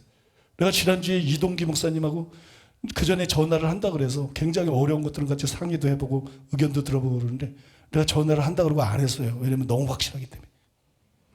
물어볼 필요도 없어. 뭐 의견을 구할 너무 확실하기 때문에. 지난주에 제가 이동기 목사님 때 그냥 딴 일 때문에 전화를 했다가 그 얘기를 설명을 해줬어요. 그 설명을 해주는데 감탄을 7번을 하더라고.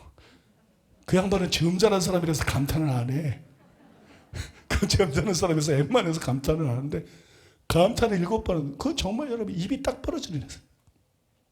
그래서 제가 완전에 대한 설교를 끝나면 산상수 설교를 잠시 중단하고 바로 그 로마서에 대한 기본적인 설교부터 해서 그걸 채굴해내는 거예요. 그리고 그게 제 대표작입니다. 옛날에 모르고 다이아몬드 대표작을 했는데 그 대표작 아니야. 그 10위 안에 들어가는 책도 아니야. 그죠? 그게 여러분 제 100몇십 권 책 중에서 그게 대표작이에요. 그 계시가 너무 기가 막힌 거야. 어떻게 이런 거를 가르쳐 주시나? 어떻게 이런 거를 깨닫게 해주시나? 어떻게 이런 일이 다 있나? 어떻게 이런 게 가능한가? 너무 기가 막힌 거야. 그래 하나님께서 말씀의 연설을 얼마나 부어주셨습니까? 어? 불가능했던 계시록 비롯해서 아직 여러분 안 들었지만 영혼 육에 대해서 그냥 너무 엄청난 말씀들을 어마어마하게 보여주셨거든요. 거기다 하나님께서 우리에게 얼마나 놀라운 치유의 능력을 부어주셨습니까? 이게 얼마나 놀라운 치유의 능력과 은혜를 부어주셨습니까? 거기에다가 얼마나 좋은 성도들을 주셨습니까? 나는 그게 감사한 것 중에 감사한 것 중에 얼마나 정말 내가 꿈에서 본 태산만한 보석 같은 그런 성도들, 보배로운 성도들, 다른 교회 성도들하고 비교가 안 되는 그런 놀라운 순수하고 좋은 그런 성도들을 보내주셨습니다.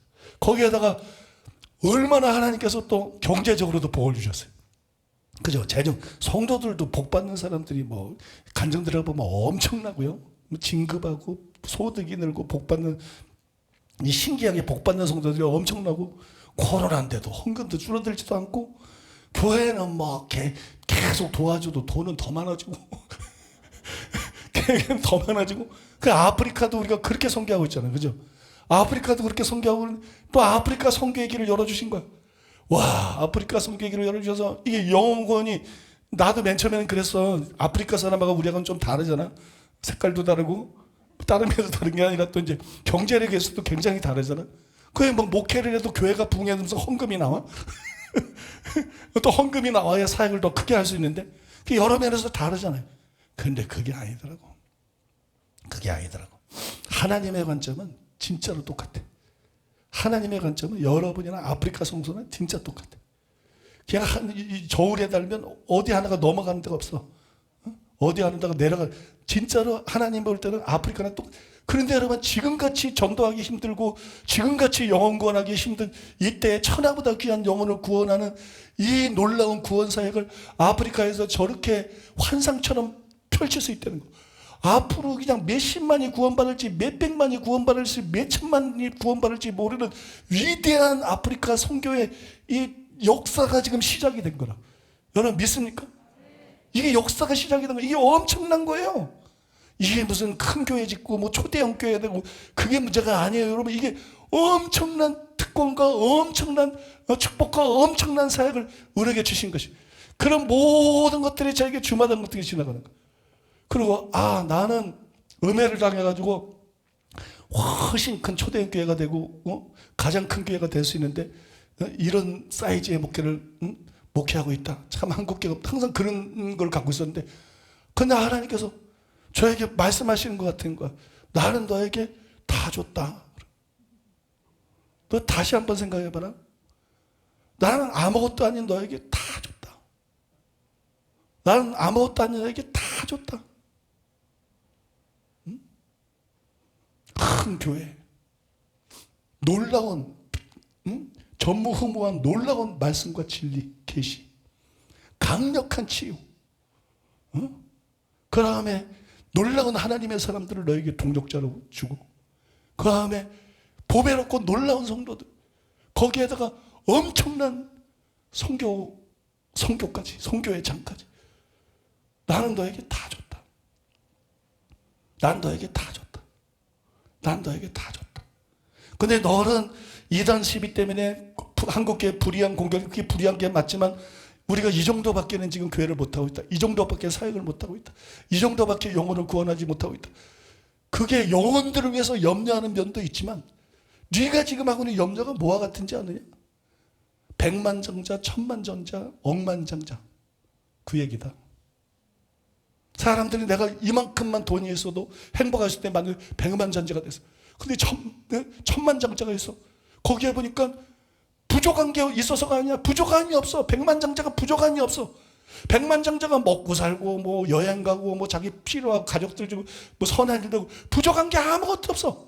부족한 게 아무것도 없어.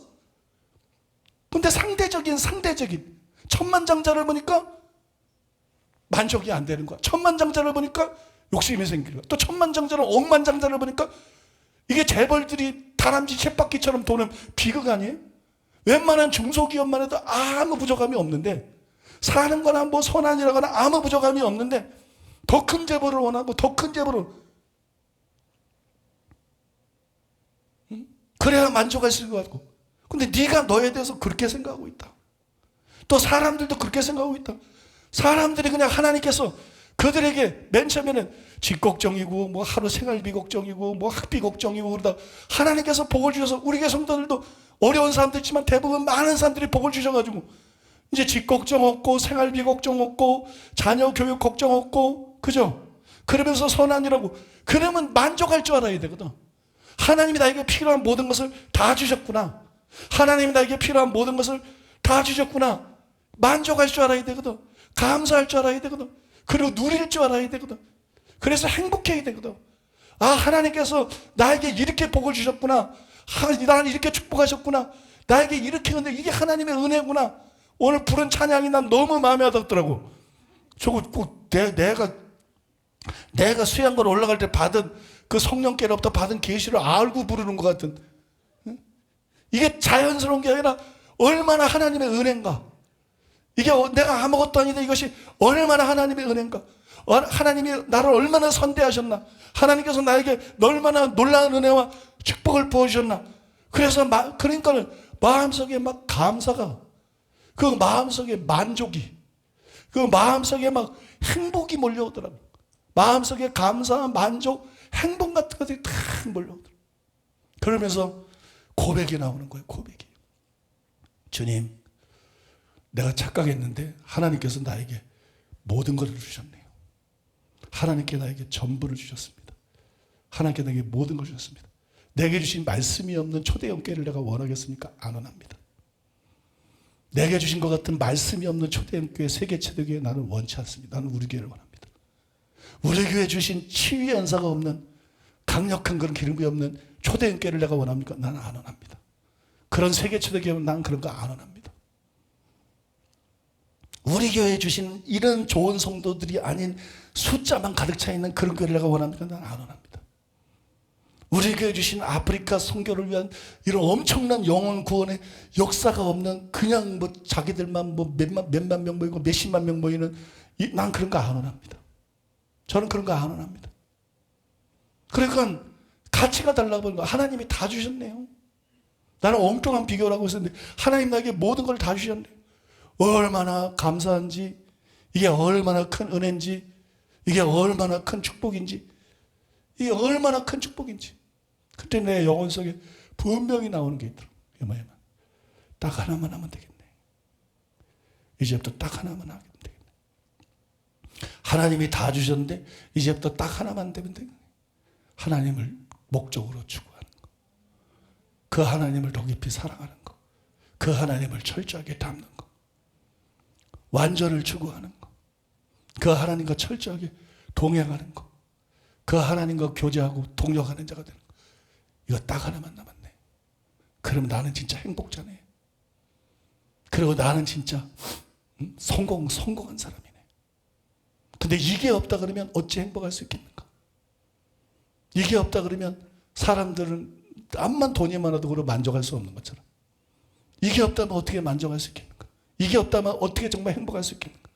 그래서 정말 제 영에서 그게 확 올라오더라고. 딱 하나 남았네. 이제 난 딱 하나만 하면 되네.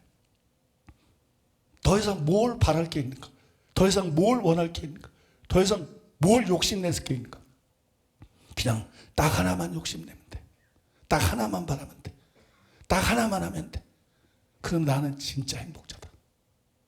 나는 진짜 행복자다. 나는 진짜 성공한 사람이다. 나는 진짜 승리한 자다. 여러분 믿습니까? 여러분, 저는 저의 심령에 주신 이런 깨달음과 주님의 음성이 우리 모두에게 필요하다는 생각이 들었어요. 다시 평가하세요. 딴 사람하고 비교하지 마세요.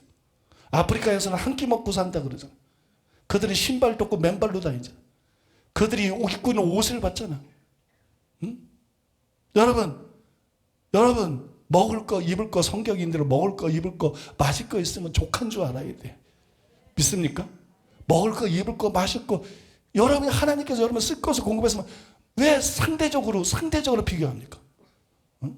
아파트 평수 뭐 차 종류 또는 무슨 은행의 잔고 왜 상대적인 비교를 왜 스스로를 불행하게 만듭니까? 하나님이 여러분이 만족하고 여러분이 기쁘고 행복하고 감사하면서 살 수 있는 것을 충분히 여러분 중에 많은 사람들에게 주고 있는데 왜 행복하지 않고 왜 감사하지 않고 왜 만족하지 않고 그저 더 많은 것을 얻기 위한 욕심을 가지고 그거 얻어도 그건 상대적인 거지 우리를 만족시킬 수가 없는 것인데 우리를 정말 행복하게 할 수가 없는 것인데 우리를 정말 성공한 사람이나 승리자로 만들 수 없는 것인데 왜 여러분 헛된 것에 관심을 갖고 살아갑니까? 지금부터 여러분 하나님께서 제 마음 주신 깨달은 대로 이제 하나만 하면 되겠네. 이제 하나만 하면 되겠네. 하나님을 더 목적으로 주고 한 가지 사람이 되고 주님을 더 깊이 알고 주님 더 사랑하고 주님을 닮고 주님의 임재 가운데 주님과 동행하고 완전을 추구하고 주님과 동력하는 그 사람 되는 것. 여러분 먼저는 이 시간에 하나님 앞에 여러분들이 감사하시기 바랍니다. 하나님이 여러분에게 주신 걸 감사하시기 바랍니다. 자꾸 비교하는 것 때문에 하나님께서 여러분에게 충분하게 주셨는데도 만족하지 못하고 욕심부리고 감사하지 못한 거 회개하고 정말 여러분 감사하는 여러분 되시길 바랍니다. 하나님께 찬양하고 경배드리는 여러분 되시길 바랍니다. 그 다음에 무엇이 정말 중요한 것인지 눈뜨게 되시기를 바랍니다. 여러분이 가지고 있는 것보다 배를 더 얻는 게 중요한 게 아니고 여러분이 더 높은 데 올라가는 것이 성공이 아니고 이제는 여러분들이 하나님을 목적으로 추구하는 게 참 행복이고 성공이다. 그것이 참된 승리고 참된 성공이다. 믿습니까? 그것만 하면 우리는 더 이상 부러울 것이 없는 행복자다. 이런 생각을 가지고 여러분 기도할 때나 신앙생활할 때 여러분들 하나님을 목적으로 추구하고 하나님을 찾고 하나님의 얼굴을 구하고 하나님의 아름다움을 보기 원하고 사슴이 시냇을 찾기에 갈급한 것처럼 하나님을 찾기에 갈급해하는 저와 여러분 되시기를 바랍니다. 하나님을 얻는 저와 여러분 되기를 원합니다. 하나님을 얻는 저와 여러분, 하나님으로 충만해지는 저와 여러분 되기를 바랍니다. 하나님이 함께하는 저와 여러분 되기를 바랍니다. 구약 성경의 하나님의 사람들을 보세요. 신약 성경의 하나님의 사람들을 보세요. 그들은 단순히 지혜가 뛰어난 사람이 아니에요. 그들은 단순히 계시가 뛰어난 사람이 아니에요. 그들은 단순히 치유나 능력이 뛰어난 사람이 아니에요. 하나님의 사람은 뭐냐? 간단합니다. 성경을 자세히 보세요. 하나님이 함께하는 사람입니다. 지혜가 있던 사람이 아니고 능력이 있던 사람이 아니고 그런 거는 따라오는 거예요. 하나님이 함께할 때 그냥 함께 움직이는 거예요. 그건 따라오는 것이고 진짜 하나님의 사람은 뭐냐? 하나님이 함께하는 사람. 지혜를 가진 게 아니라 하나님을 가진 사람. 하나님을 가진 사람. 능력을 가진 게 아니라 하나님을 가짜 하는 사람은 뭐냐? 지혜가 있는데 하나님이 없는 사람. 능력은 있는데 하나님이 없는 사람. 큰 교회는 있는데 하나님은 없는 사람. 설교는 잘하는데 하나님이 없는 사람.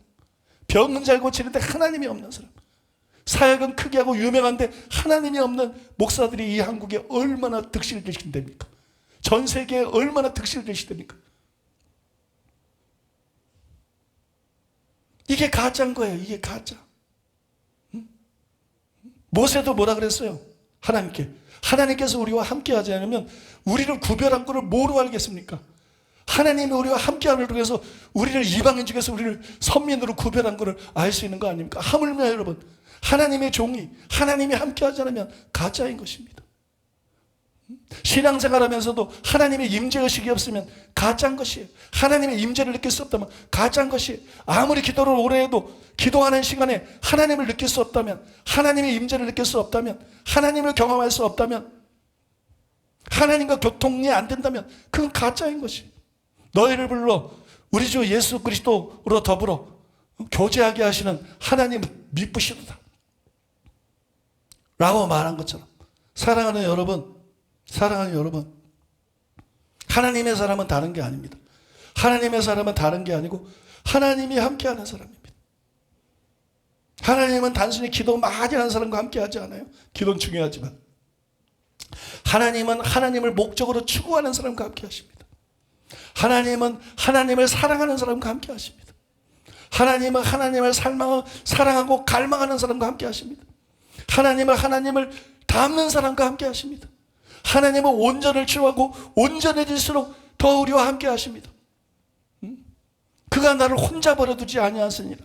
내가 항상 하나님이 기뻐하시는 일을 행함으로 하나님이 항상 나와 함께 하신다고 예수님이 고백한 것처럼 300년 동안 하나님과 동행했던 에녹이 들림을 받기 전에 하나님을 기쁘시게 하는 자는 증거를 얻었다고 말한 것처럼, 그러므로 여러분, 우리는 하나님을 목적으로 추구하고, 그러므로 우리는 온전을 목적으로 추구해야 될 줄로 믿습니다. 여러분, 그게 복입니다. 그게 행복입니다. 그게 축복입니다. 그게 승리입니다. 눈이 밝아져야 돼요. 그게 보여야 돼요. 그게 사모가 돼야 돼요. 그게 갈망이 돼야 돼요. 그게 기도 제목이 돼야 돼요. 그게 우리 표대가 되고 우리의 삶의 궁극적인 목적이 돼요. 여러분, 이제부터 그런 삶을 살아가는 여러분 되시기를 예수님 이름으로 축복합니다. 영원한 행복자, 영원한 승리자, 영원한 복받은 자, 영원한 승리자. 여러분 믿습니까? 여러분들이 모두 그런 사람 되시기를 예수님의 이름으로 축복합니다. 우리 들은 말씀 기억하면서 하나님 앞에 기도하겠습니다. 은혜를 구하며 호소하며 나아가겠습니다. 하나님, 모든 것이 하나님의 은혜입니다. 자격 없는 우리에게, 아무것도 아닌 우리에게 지금 내게 주어진 모든 것이 하나님의 은혜로 주어진 것입니다. 아버지 감사합니다. 우리에게 복 주셔서 감사합니다. 우리에게 주님께서 너무나 많은 것들로 채워주셨습니다. 하나님, 주님 한 분만으로 만족하며 주님 안에 거하는 것, 주님 안에 거함으로 주님 속에 있는 모든 것들을 우리에게 주셨습니다. 아버지 감사합니다. 날마다 그 주님으로 만족하게 하시고 하나님 우리에게 부어진 그 모든 것들을 주님 우리로 누리게 하시는 그 하나님께 감사를 드립니다. 하나님 찬양을 받으시고 영광을 받으시고 우리가 행복하기를 너무나 원하시는 하나님 아버지의 그 마음으로 우리가 주 앞에서 날마다 감사하며 날마다 주님께 속한 자로 살아갈 수 있도록 하나님 우리에게 은혜를 부어주시옵소서. 하나님, 에녹이 하나님과 300년을 동행했던 것처럼 우리도 하나님과 함께 동행하는 삶을 살아가기를 원합니다. 하나님이 우리에게 임하시는 것보다 더 영광스러운 것은 없습니다. 하나님, 이 시간에 우리를 만나 주시옵소서. 지금 이 시간 내가 앉아있는 그 자리에 주님 임하셔서 주님의 영광을 드러내시고 주님을 빼앗는 이 시간 되게 하여 주시옵소서. 주님, 그 어떤 것을 구하지 않습니다. 하나님 한 분만으로 만족하기 때문에 주님을 놓치고 살 수는 없기 때문에 하나님, 나는 이 시간에 주의 얼굴 뵙기를 원합니다. 주님이 나를 개인적으로 만나주시는 이 시간이 되기를 원합니다. 하나님, 무엇을 입을까, 무엇을 마실까, 어떻게 하면 더 성공할까, 더 나은 삶을 살까, 우리는 끝없이 이 땅의 정욕과 욕심을 구하며 살아갈 때가 얼마나 많은지 모릅니다. 그러나 하나님이 우리에게 원하시는 것은 우리가 모두 영원하신 그 하나님을 배웠고 그 하나님께 속한 자로 살아가는 것, 하나님의 자녀로서 우리가 기쁨을 누리며 살아가는 것, 하나님 자녀의 행복을 보며 미소 지으며 기뻐하시는 하나님과 함께 마음을 나누며 살아가는 것, 주님이 그것을 우리에게 너무나 원하시기 때문에 하나님, 그 하나님을 얻기 위하여 나는 표대 대신 그 주님께로 날마다 달려가기를 원합니다. 하나님, 이 시간 우리를 만나 주시옵소서. 주님의 마음을 우리에게 보여주시옵소서. 우리의 생명도 주께 속해 있고 우리의 살아가는 호흡도 건강도 우리의 모든 삶이 주님께 속한 것입니다. 아버지, 주님과 하나 되는 삶을 살게 하소서.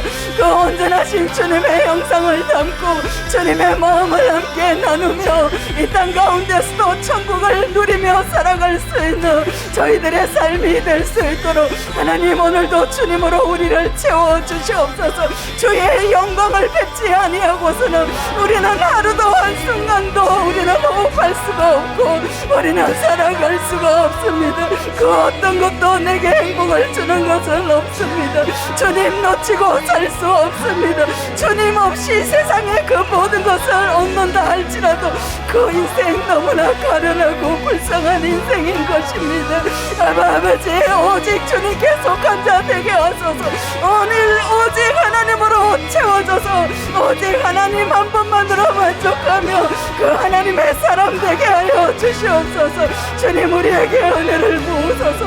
아무것도 아닌 저희들을 부르시고 너무나 많은 축복을 우리 가운데 부어주신 아버지 하나님, 모든 것을 가진 자로 우리를 택하시고 부르신 아버지에 감사드리고 찬양드리고 경배드립니다. 영원한 데까지 이르기까지 주님 놓치지 아니하고 하나님의 얼굴을 구하며 주님과 함께 기뻐하며 동행하는 삶을 누릴 수 있도록 아버지 우리를 이끌어 주시옵소서. 아버지, 우리에게 모든 것을 다 베풀어 주신 아버지, 우리에게 필요한 모든 것들을 다 주신 뿐만 아니라 우리가 간절히 원하는 모든 것을 다 부어주신 아버지, 우리에게 어떠한 은혜를 받았는지 아버지 앞에 말로 다 할 수 없습니다. 아버지, 은혜를 말로 다 할 수가 없습니다.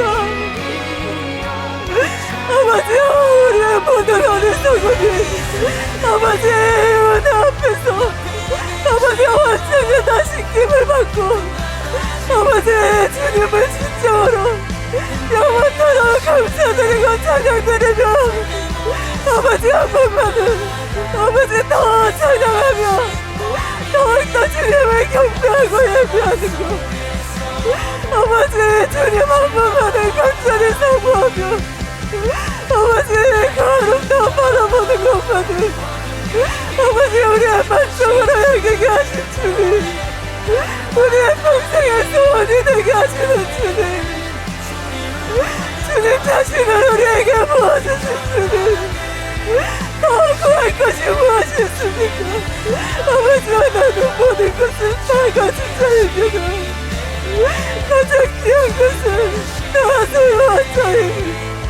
아버지께 오직 감사드리는 삶, 하나님 내가 죽기 전까지 아버지 후회하지 않는 그 삶을 아버지께 더 감사하는 삶입니다.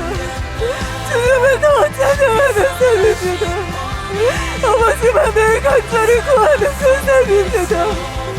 하나님 오직 그 삶을 살 수 있도록 하나님의 시간 우리에게 폭포수와 같이 임하시옵소서. 아버지,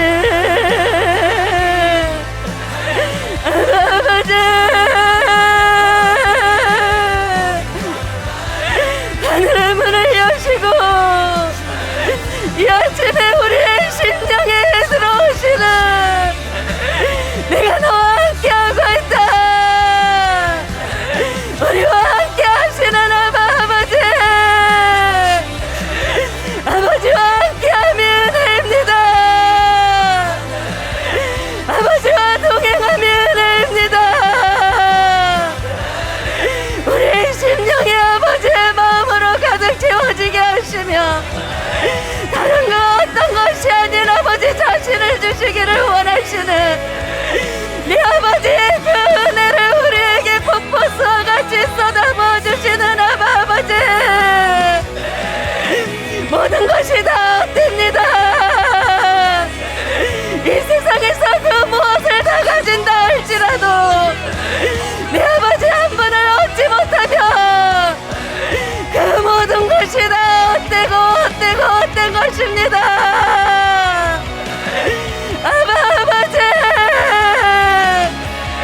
아버지 자신을 우리에게 주시옵소서. 모든 것 되시는 내 아버지 한 분만을 구할 수 있는 은혜, 아버지를 닮아가기를 소원하는 은혜, 아버지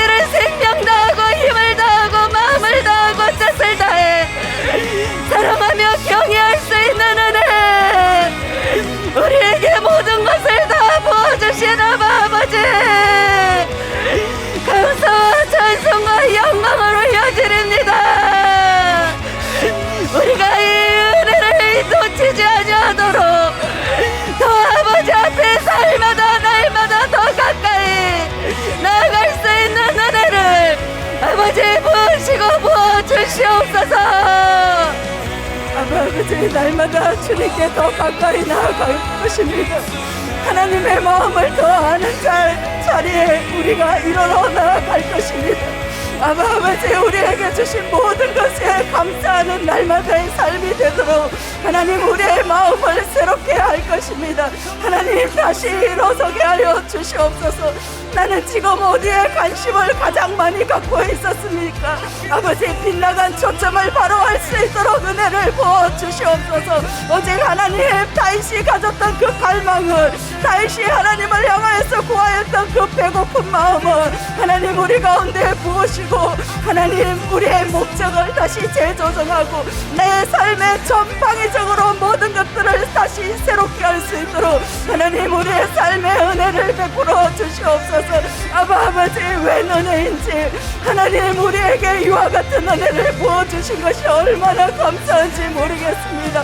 범사에 감사하라는 것이 주님의 뜻인 줄 알고 하나님 우리 삶의 모든 것들을 하나님 앞에 감사로 올려드릴 때에 아버지와 함께 기뻐할 수 있는 우리 자녀들 다 되게 하여 주시옵소서.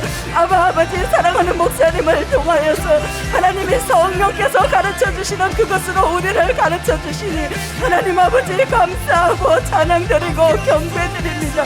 이런 은혜를 누리는 것이 웬 복인지 하나님 너무나 감사드립니다.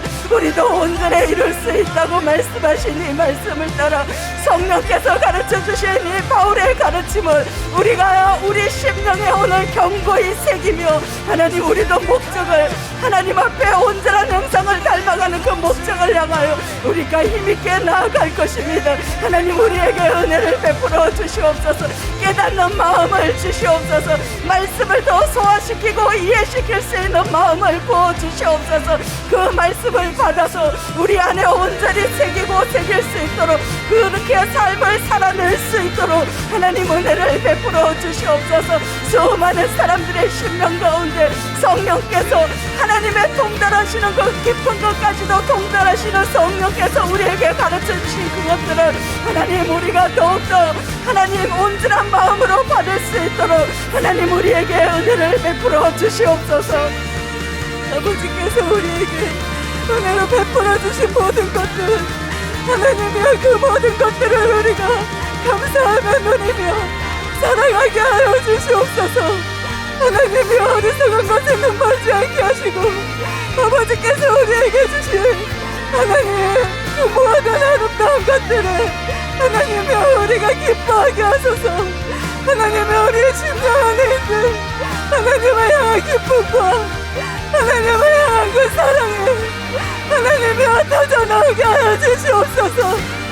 아버지를 향한 감사와 찬미가 우리의 심령 가운데서 쏟아져 나오게 하시고 오직 하나님만 영광을 받으시도록 하나님의 그 자랑스러운 자녀들이 되게 하여 주시옵소서. 아버지께만 모든 영광을 올려드릴 수 있는 하나님의 이 땅의 모든 삶이 될 수 있도록 아버지 우리와 함께 하여 주시옵소서.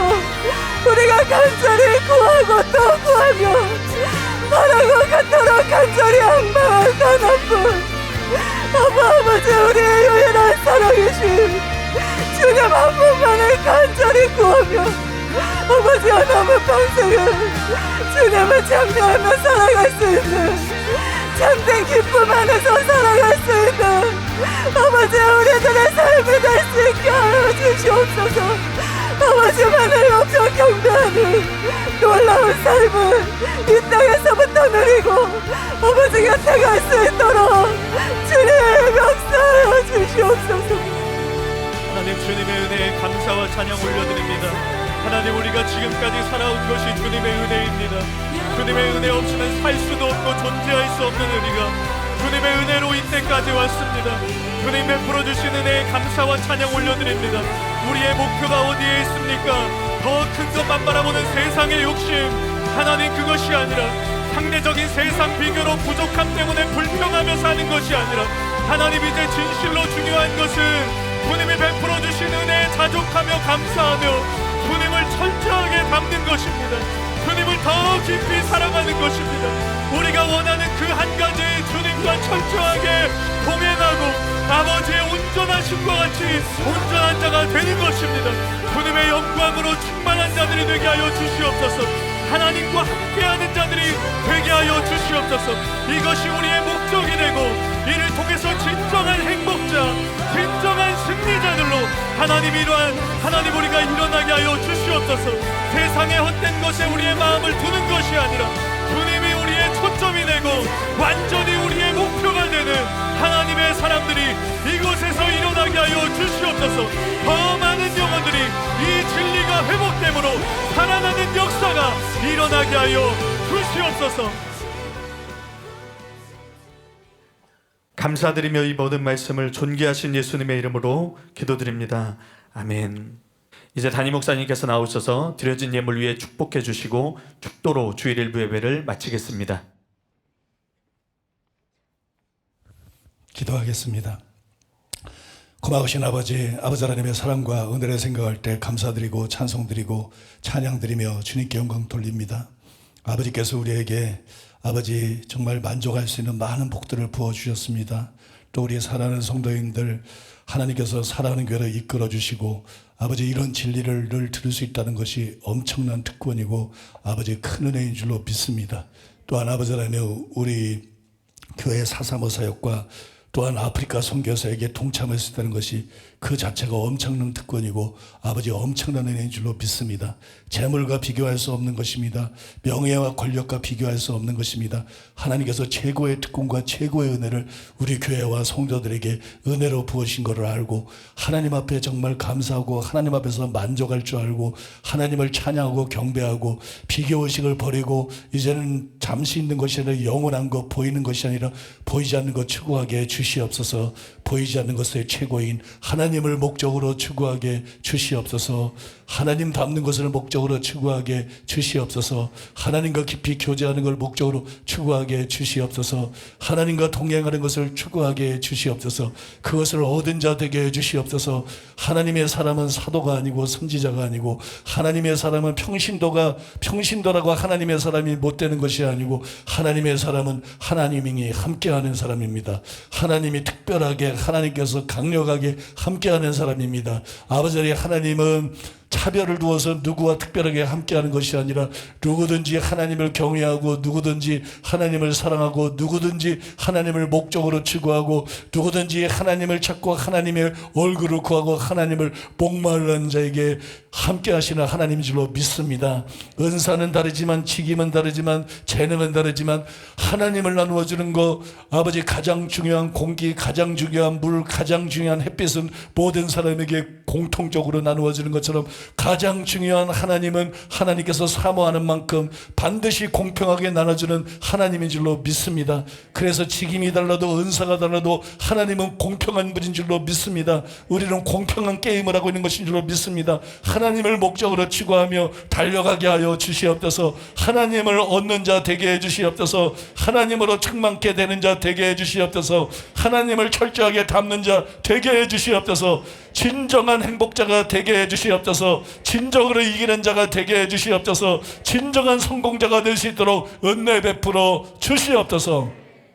아버지 은혜 감사해서 오늘도 하나님 앞에 예물을 드렸습니다. 주일헌금 11조 감사헌금 특별히 맥주 감사헌금으로 하나님께 영광 올려드렸습니다. 주님 영광 받으시고 높임 받아 주시옵소서. 주님의 이름으로 살아가는 성도들을 축복합니다. 양손에 재물 얻을 능력을 부어 주시옵소서. 심은 대로 풍성하게 거두게 하여 주시옵소서. 아버지여 아브라함에게 부으셨던 큰 복을 부어주셔서 복의 근원 사명 감당하게 해 주시옵소서. 이 교회와 살아가는 성도들을 통해서 아프리카를 비롯해서 열방이 복받는 역사가 일어나게 해 주시옵소서. 천하 만민을 위한 복의 근원 되게 해 주시옵소서. 아브라함에게 부어주셨던 복을 우리에게 부어주셔서 아버지 사명 감당할 수 있게 하여 주시옵소서. 우리에게 성령을 물부터 부어주시옵소서. 성령으로 말미암아 하나님의 사랑을 우리의 마음에 부어주셔서 하나님이 얼마나 우리를 사랑하셨는지 또 사랑하는지 알게 하시고 그리하여 하나님에 대한 사랑이 우리 속에서 샘솟듯 올라오게 해 주시옵소서. 주시옵소서.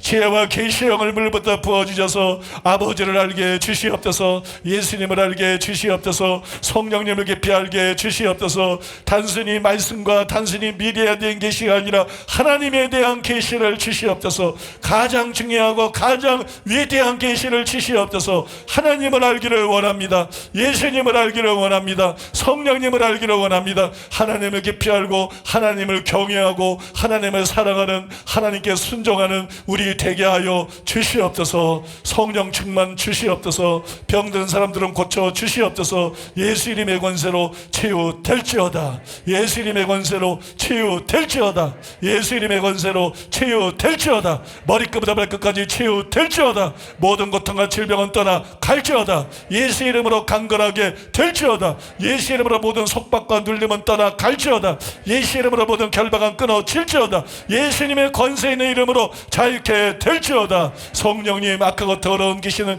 예수 이름으로 따라가게 하시고 성령님이 임하셔서 자유케 하여 주시옵소서. 자유케 하여 주시옵소서. 죄와 사망의 법에서, 모든 죄에서, 모든 더러운 것에서, 모든 육적인 것, 세상적인 것에서 자유케 하여 주시옵소서. 자유케 하여 주시옵소서. 자유케 하여 주시옵소서. 예수 이름으로 자유케 될지어다. 예수 이름으로 자유케 될지어다. 예수 이름으로 자유케 될지어다. 예수님의 이름으로 축복하며 기도하옵나이다. 아멘.